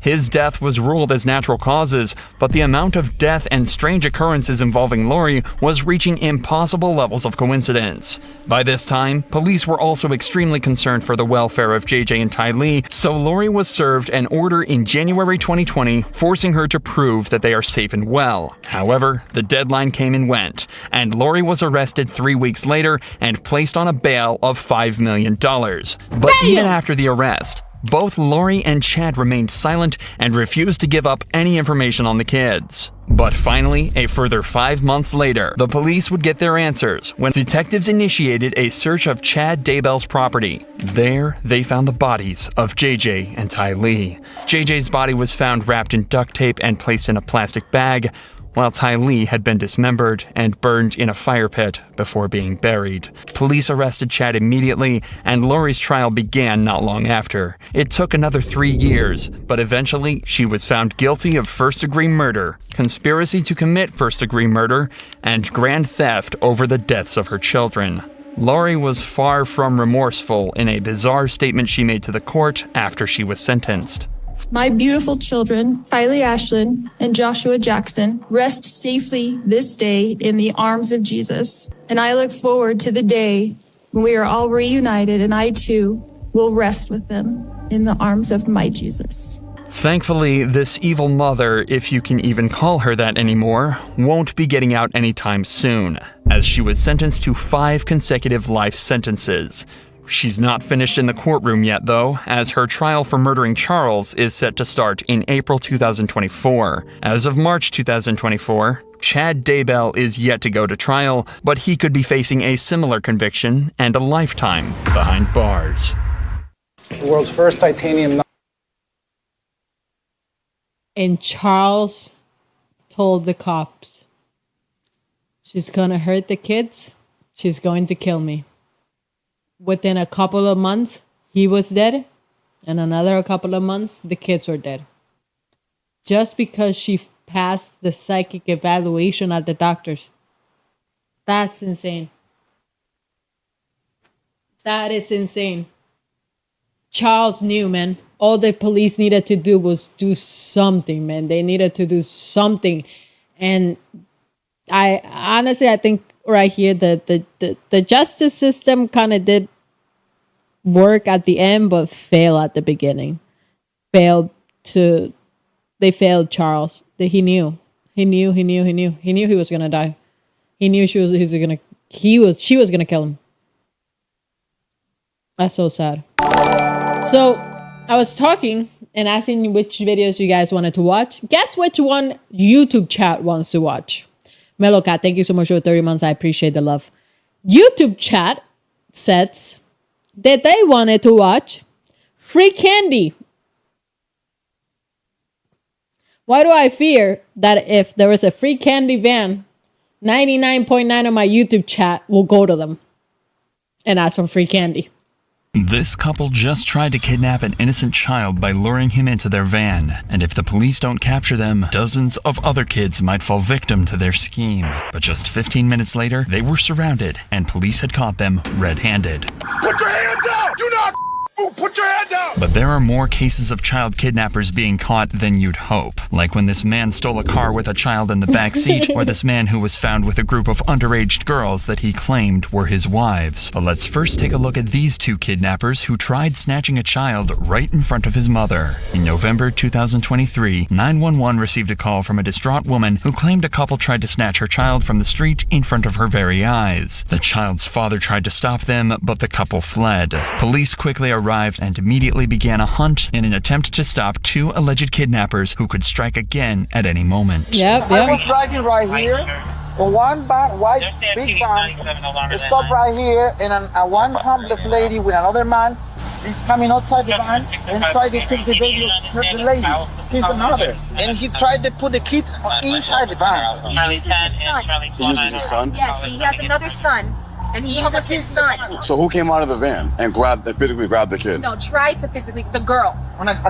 Which, the girl. Okay, that was inside the van. There was a male and a female occupying it. Yes. She pops out of the truck, yes, grabs your kid. Tries to grab my Tries kid. to grab your kid. He say literally, listen to me. I want to go to the gas station. I'm going to put gas in my truck. I'm going to come back to kill everybody in this house. Hey, just calm down, man. Calm down. Said, Is it a beat up van? Is it a new van? No, it's an old van. It's an old van. Maybe you can check the gas station in Tavi Street. You live inside the truck. Believe it or not, incidents like this are terrifyingly common. Over 840,000 children are reported missing every year, with roughly 16,000 of them reported to be victims of human trafficking. The couple is using their kid as bait to try and 840,000 each year? Chad, I need you. Listen, if you're watching this, I know my youngest audience is on YouTube. Please be careful. I know I was joking about the free van and candy. Please be careful. 840,000 children. Please be careful. Stay near your parents. If you see something sus, run away. Scream. Just be careful, okay? People out there are weird, and, you know, like, this can happen to any of you. This can happen to any of you. This can happen to even me, like, on the street. But you know what I mean? Like, just be careful, okay? Trick other kids into I love getting you guys in their too van. much. You guys a make me disgusting laugh. scheme, but one kids will likely fall for. However, criminals use white vans on purpose to blend in, and in less than a minute, White they're vans making should their be first illegal traffic at this stop. point. Who drives those if they're not trying to kidnap children? Hands up. Stand up, stop, passenger. Passenger, stay. Yeah, step backwards, Come here, boss. Go ahead, just bring him back here for now. Just put him in my car. What happened? Just kidding. All right, walk back to me. All right, stop. You can't blame the police for stopping this van, even though it's not the suspects they're looking for. This van is similar to the one the cops are looking for, but it's not as beat up as the victims described. But less than 10 minutes later, they think they've finally caught their suspect. The reason we pulled you over is because There was a description of a van like yours. I was trying to pick up 2 little kids. Oh, no, I just left the office and get my fish sandwich right here. Do you care? Can you just open the door just so we can make sure there's no kids or anything? Sorry. No. It's funny to say that, man. My kids, they call it the pedal van because it's... Oh, yeah. You're good. All right. Have a good one. Luckily for the cops, third time was indeed the charm, as they initiate a traffic stop on a van that's beat up enough to be the one they're looking for, and with a male and female inside who match the description of the would-be kidnappers perfectly. Nope, stay there. Stay in the car. Get back in the car. Where are they at? I got hit on my lip. All right. Driver, put your hands out the window. Just keep your hands out the window. Can you please listen? Nope, I'm not going to listen right now. Go ahead. Drop your phone. Drop your phone. Put it down. Put it down, please. I will put it down for you. Just Drop your phone. Don't do it in front of my son. That's your son? Yeah, that's my son. Step out. Hold on, puppy. Turn towards the van. Turn towards the van. What's up, buddy? You all right? Keep your hands. What's up, buddy? Hey, buddy. How's your dad work? Want to step out? Here. Yeah, no. Here, step out. I got you. Come here. Thankfully, the child with them is their own, but he has been involved in a potential kidnapping. It seems the suspect used their own child to try and entice their victim into the back of their van, and that could land them with a charge for contributing to the delinquency of a minor. It's a first-degree misdemeanor in Florida and comes with a price of 1 year in jail. But they don't plan to serve a minute of that time, as they try to manipulate the cops to get off scot-free. Listen, can't use the phone right now. Why? Because you're being detained. How am I being detained for what? You're being detained because you fit the description. That doesn't matter. That's against the law, bro. That's against the law. Y'all didn't even read me my rights. Y'all didn't tell me nothing. What's your first name? For what? You match the description of what? Of a crime. Of a crime? Somebody that hit my baby mama in front of my son? Relax. You guys are stealing You need to my move. son. I'm not stealing your son. So why did you guys put him in that car over Put there? your foot back in. To answer my question. All right. This looks nice. You like it? This is how it looks when you're in jail and in the backseat of the car. I gotta take a photo. Now you want to check? You didn't even read me my rights. Now you want to turn on your camera or check me now? My camera's the camera's been on. The camera's been on. Y'all violated my rights, bro. My camera's literally inside. Y'all violated my rights, bro. Despite the seriousness of the situation, neither suspect seems to accept they're in trouble, and even claim to be the victim in this whole thing. The boy's father hasn't been seen since the incident, and it's believed he's out on the street looking for the suspects himself. But when he returns, he's finally able to paint a clearer picture of what went down. They already had told me a month ago. My daughter felt uncomfortable. That lady was trying to talk to her and shit. Yeah. But when she drove off, the lady comes out and starts, "You mother, dude, don't worry, I'm gonna get you. I'm gonna get her. I'm gonna get her." To you? No, just out loud. Oh. So I'm right here and I'm like, what's going on? Well, you all right? And then she came running and just ran up to me. And I told her, yo, back up. And she just kept coming back. To the point that I wanted to hit her, but I didn't. I grabbed dirt. I was gonna throw dirt at her. Right. But she swung at me and then spit at me. And as a reaction, I hit her in the mouth. Your daughter's saying that the lady was like, come here. Ask her on the window. That's what I was figuring. Because I remember she told me like a month ago that she felt like, that she was trying to take and then he's saying same thing. The stories combine that the lady, both of them were like trying to get your daughter to come to the van. After talking to the father, the cops realized that he only tried to defend himself and his child, confirming that the kidnapper's claims of being the victim in this situation were completely unjustified. Without the dad's interference, one can only speculate what these two could have done with the kidnapped child. And the unfortunate truth is that this was not an isolated incident. Over 250,000 children are abducted every year in the United States, and 22% of those are taken by strangers with primarily sexual motives. Kidnappings increasing year by year leads to situations where victims have to defend themselves. For example, on June 22nd, 2019 at around 10:30, Jolena Anderson has just finished work and is on her way home. That's when a car with two men pulls up beside her and tries to kidnap her. Please have a gun. Please have a gun. She was able to do something genius. She firstly scares off the attackers, and secondly, alerts people nearby, all at the same time. How?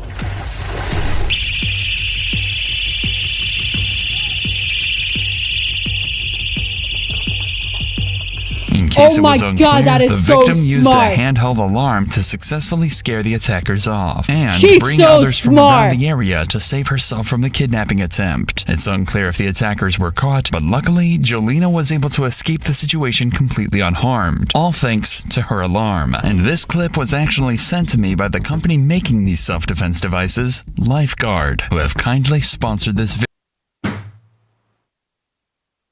You know what? I'm gonna let this ad play. I usually don't because I get paid for ads I play on my stream. I'm gonna let this ad play so in case you guys need it, buy it. Video. If you watch the channel, you know I almost never do sponsorships, but after hearing about Lifeguard, I felt the need to provide you guys with a defense against some of the crimes committed in my videos. The Safe Key is an SOS alarm that alerts nearby people and scares off attackers. By pulling the pin, the Safe Key lets out a 130 decibel alarm sound, alerting anyone within half a mile in the direction the safe key is pointed. It's proven to scare off potential attackers, and its ease of use makes it accessible at all moments. And because of how useful this product was, I decided to strike a deal with Lifeguard for you guys. The first 500 people that click the link in the description and order an alarm gets 50% off. That's $23 per SOS alarm. So simply click the link in the description, and if you're early, get it for... Yo, I need my sponsors. I need Johnny, my agent. Give me some of these for free. I'm about to give them all out on half stream. the price. And of course, thank you Lifeguard for helping protect my viewers and sponsoring this video. But let's get back to Tiana and Michael. As well as the charge of contributing to the delinquency of a minor, the couple were also charged with enticing a child, which comes with a sentence of a year in jail and a $1,000 fine. The cops were able to bring this couple to justice using good old-fashioned police work, but this next kidnapper was caught when technology did all the work and led police to his exact location. Show me your hands. In April 2022, a terrified woman watched as a man stole her car while she was trying to park at a Goodwill. The real horror, though, was that she had her 9-year-old son in the back seat, and the suspect has fled the scene. This is one of those occasions where it shows it's smart for children to use cell phones, as her son has in the car, and she was able to use the Find My iPhone tracker to locate him. But still, police are going to have to work fast, so they can start an immediate search of the area, including aerial support. You stole someone and someone's kid? You're not ready. They're radio. They're tracking the car to South Gordon and hold on, stand by. Toro! Thank you so much for the 5 sub gifts. I appreciate it, man. Can we get a bunch of W's in el chat? Thank you so much. Appreciate it. If you guys have sub gifted by Toro, make sure you guys say thank you. I got the car, Peoples and RDA. It isn't long before the vehicle is spotted, and now the race is on to find the missing boy and bring him back home safely. Go, go, go, go. You cut off on Peoples. Give me the air. Peoples northbound towards Oak Street. GSP is behind him. GSP pit. GSP pit. Another patrol vehicle manages to perform a precision immobilization technique, or pit maneuver, where the fleeing vehicle is nudged by a pursuing cop car and made to do a 180 in the middle of the road, bringing the pursuit to an end. It works perfectly here, and in seconds, the cops are swarming around the stolen vehicle with the suspect and his victim still inside. Show me your hands. Show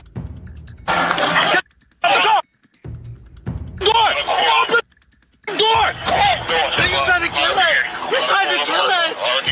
Oh my gosh, you're trying to kill us! Oh my gosh, you're trying to kill me!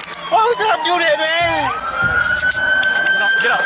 Please don't, please don't. Don't beat me up, man. Listen, don't get on that. Y'all trying to kill me. Don't fight me, man. Get on the ground! Fight me! Stop! Don't fight me! He don't stop trying to fight me! He don't stop trying to fight me! Yo, Sarah, thank you so much for 33 months. Appreciate it, love. Thank you. As always, the main concern is the child, who in this case was brave enough to climb out the back of the window while the suspect was being arrested. Come here. I can show you where she's at. I can show you.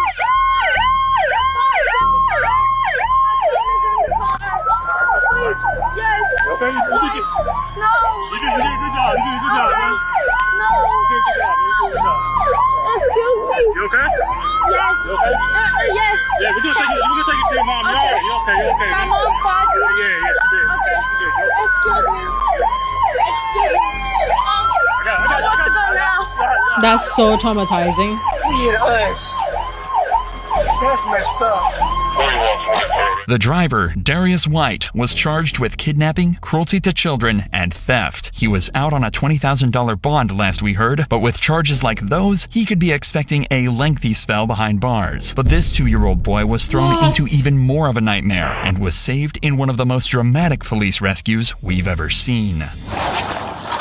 Akron police, come out, hey, In March 2024, a man parked up outside a store in Akron, Ohio, and That was left the not that engine long running while ago. he quickly popped inside for groceries. But that's when 54-year-old Larry Spence jumped in his vehicle and drove it away. In the backseat was the man's 2-year-old son, and police needed to find the vehicle and bring the boy home safely. Nobody walked down there, right? Listen, here's the deal. Here's the deal. That guy just kidnapped his daughter. Okay, the daughter's in the car, so this is kind of a big deal. That's why everybody's here. Oh my God. So, I put it on my kid's life. nobody walked. Where'd he go though? I had to have been that way. I wasn't paying attention. I was talking to my grandma. Let's get perimeter on the tap. Police tracked Spence's vehicle to this local bar using the Flock camera system, which uses license plate recognition technology to help locate wanted vehicles. The Flock camera system was installed in 2022 and has helped assist in various crimes ever since, becoming an ever-useful tool in the fight against crime. Akron police, come out, hey, Akron police, come outside. Come out. Can someone come? Hey. Anyone inside, come out now with your hands up! Hands up now. Oh, we got a male coming out to your right. You see, how many people are in here still?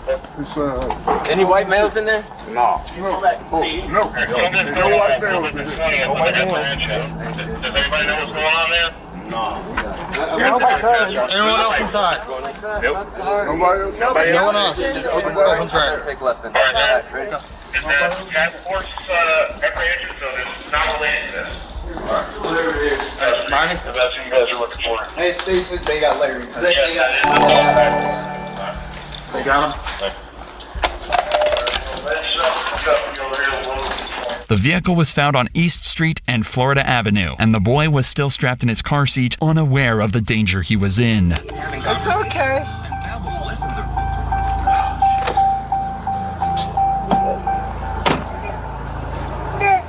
It's okay, buddy. Oh, It's okay.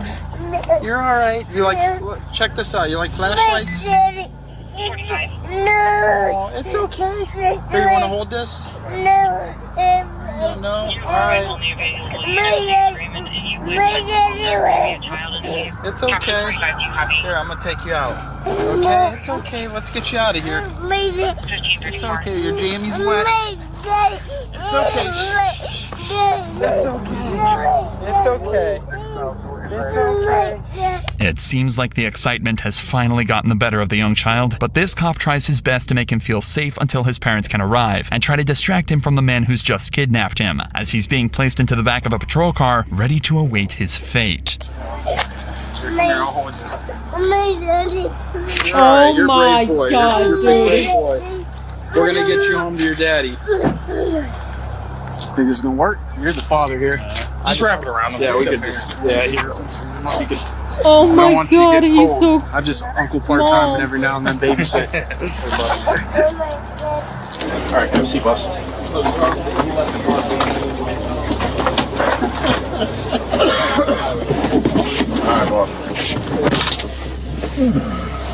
I hope they beat the heck out of you in jail.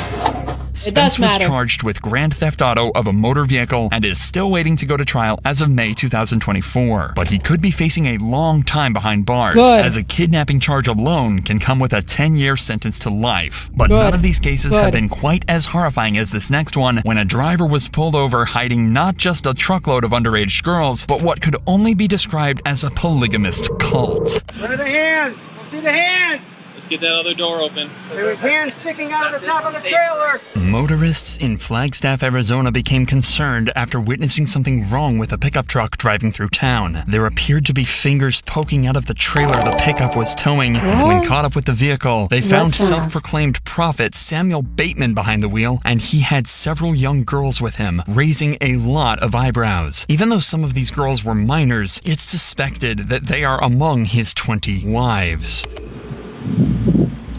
20? There's no one in the trailer. 20 wives. Everyone out of the car. Let's start taking them back to the cars. Guys have IDs? No. Come back. We'll start heading back there. Come with me. I'll come. Don't touch me. Bateman had several young girls with him in the pickup, and police suspect there's even more in the back of his trailer. But police aren't prepared for what they find when they open the door. This is the police! We're gonna be opening the door! I want your hands empty and above your head! If you do not, you will suffer the consequences!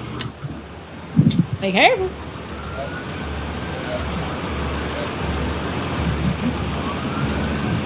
Where are the hands? Let's see the hands.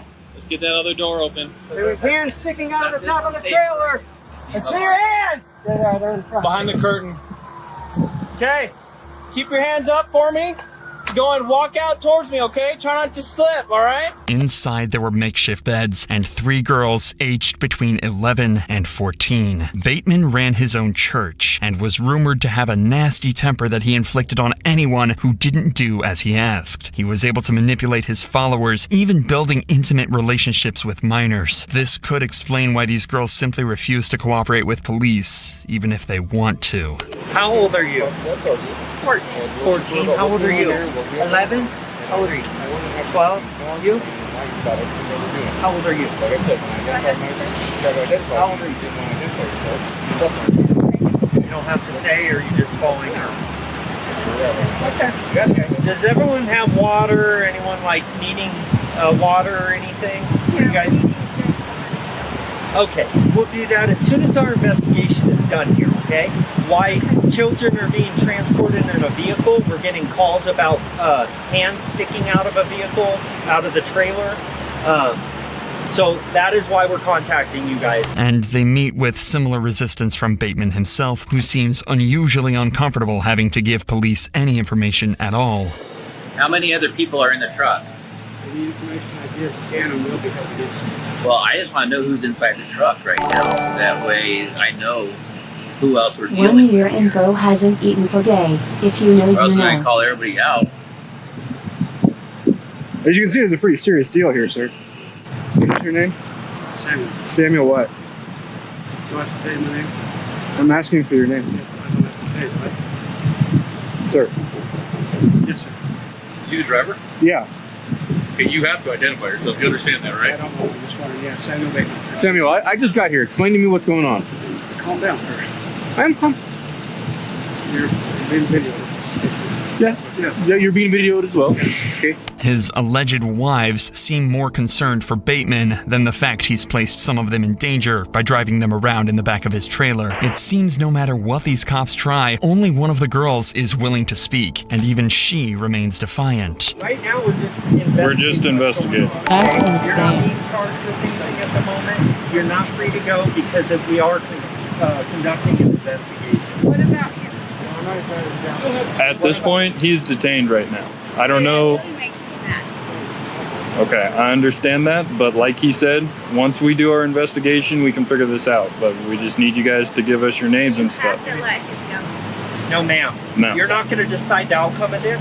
We will decide, and we'll let you know how everything's going to happen. Okay? So do me a favor. When I talk to you, I'll talk to you. When I talk to someone else, don't answer for them. They are afraid. Oh, they have no reason to be afraid of me. The only reason I've had to keep addressing you is because you keep stepping in, and I need to be able to talk to each and everyone. Okay? We are just trying to figure this out right now, what is going on, okay? It is not normal practice for people to be transported in a trailer. A follower of Bateman later revealed how he was taken advantage of by using his deep-seated Mormon faith against him. He was so devoted that he allowed scheming Bateman to marry several of his wives and even helped fund his lavish lifestyle. Samuel Bateman, what's your date of birth? Let's run him. What is your date of birth, sir? I'm not sure. Okay. He knows he's guilty. Put your hands behind your back. Put your hands behind your back. Put your hands behind your back. Put your hands behind your back. Let's not do this right now, huh? You are being detained until you identify yourself. Do I have to tell my name? Yes, you have to identify yourself. You are being detained for a crime. Samuel Bateman. We're still putting you in handcuffs, so just sit tight. We're just going to identify you, figure out what's going on, and we'll go from there. The reason I'm detaining you is because you failed to identify yourself when I asked. Okay? I did. I said Samuel Bateman. Yeah, what about date of birth? Why didn't you ask me my social security number? That would have worked too. Oh, Sir, can you bend back so I can lock this in? that's kind of hurting me. Well, I need you to cooperate here. What I'm looking at, after discussing that with that sergeant, so. I'll just say right now, I'm not going to say anything. Okay. Bateman was arrested and released on bond, but this would only be the start of his legal worries, as he was arrested again a month later after police discovered he'd told his wives to delete messages and incriminating evidence from their phones. Altogether, he racked up 51 felony charges that include the most disgusting crimes against children. Bateman is being held without bail in a private prison in Arizona and still awaiting trial. This 51 felonies? 51 felonies. That's GTA. Skull. Oh my god. Skull. I don't know. Yo, Chris, thank you so much for the 18 months. Hola, chica. Hola, Chris Jolie. ¿Cómo está? Espero que estés bien. All right, listen. That's going to be the end of my stream. I just want to say I appreciate you guys watching. I love you. I will stream again some Fortnite and some more cop videos tomorrow. This wasn't even cop videos today. This was more like documentary videos. This was a lot of fun. I just want to say thank you guys so much for watching. I appreciate you guys being here. If you guys haven't followed on YouTube, make sure you guys hit that follow. If you haven't followed on TikTok, make sure you guys hit that follow. If you haven't followed on Twitch, make sure you guys hit that follow. That way you're going to notify when I'm live tomorrow. I love you all. I hope you guys have an amazing night. Get some sleep. Make sure you join Discord, Estimation Discord. I don't know if that works on YouTube. Isa, can you check if that works on YouTube? Estimation Discord? That way they can join YouTube. Good night, Positive Guy Vibe. Good night, Chica Star. Good night, Pete. Good night, Ostrich. Good night, Hardcore. Good night, Isaiah. Good night, Megan. Good night, Gamer. Good night, Melody. Good night, Havoc. Good night, Paola. Good night, Guff. Good night, Matthew. Good night, Alvaro. Good night, Jerry. Good night, Mohammed. Good night, Layla. Good night, Carter. Good night, King. Good night, Jackie. Good night, Speed. Good night, Chad. Good night, Sophia. Good night, Jaylin. Good night, Arian, Luis, Rezi. Good night, Eduardo. Good night, Maddie. Good night, Mateo. Good night, Batman. I'll see you guys tomorrow. Thank you guys so much for watching, okay? I'll see you guys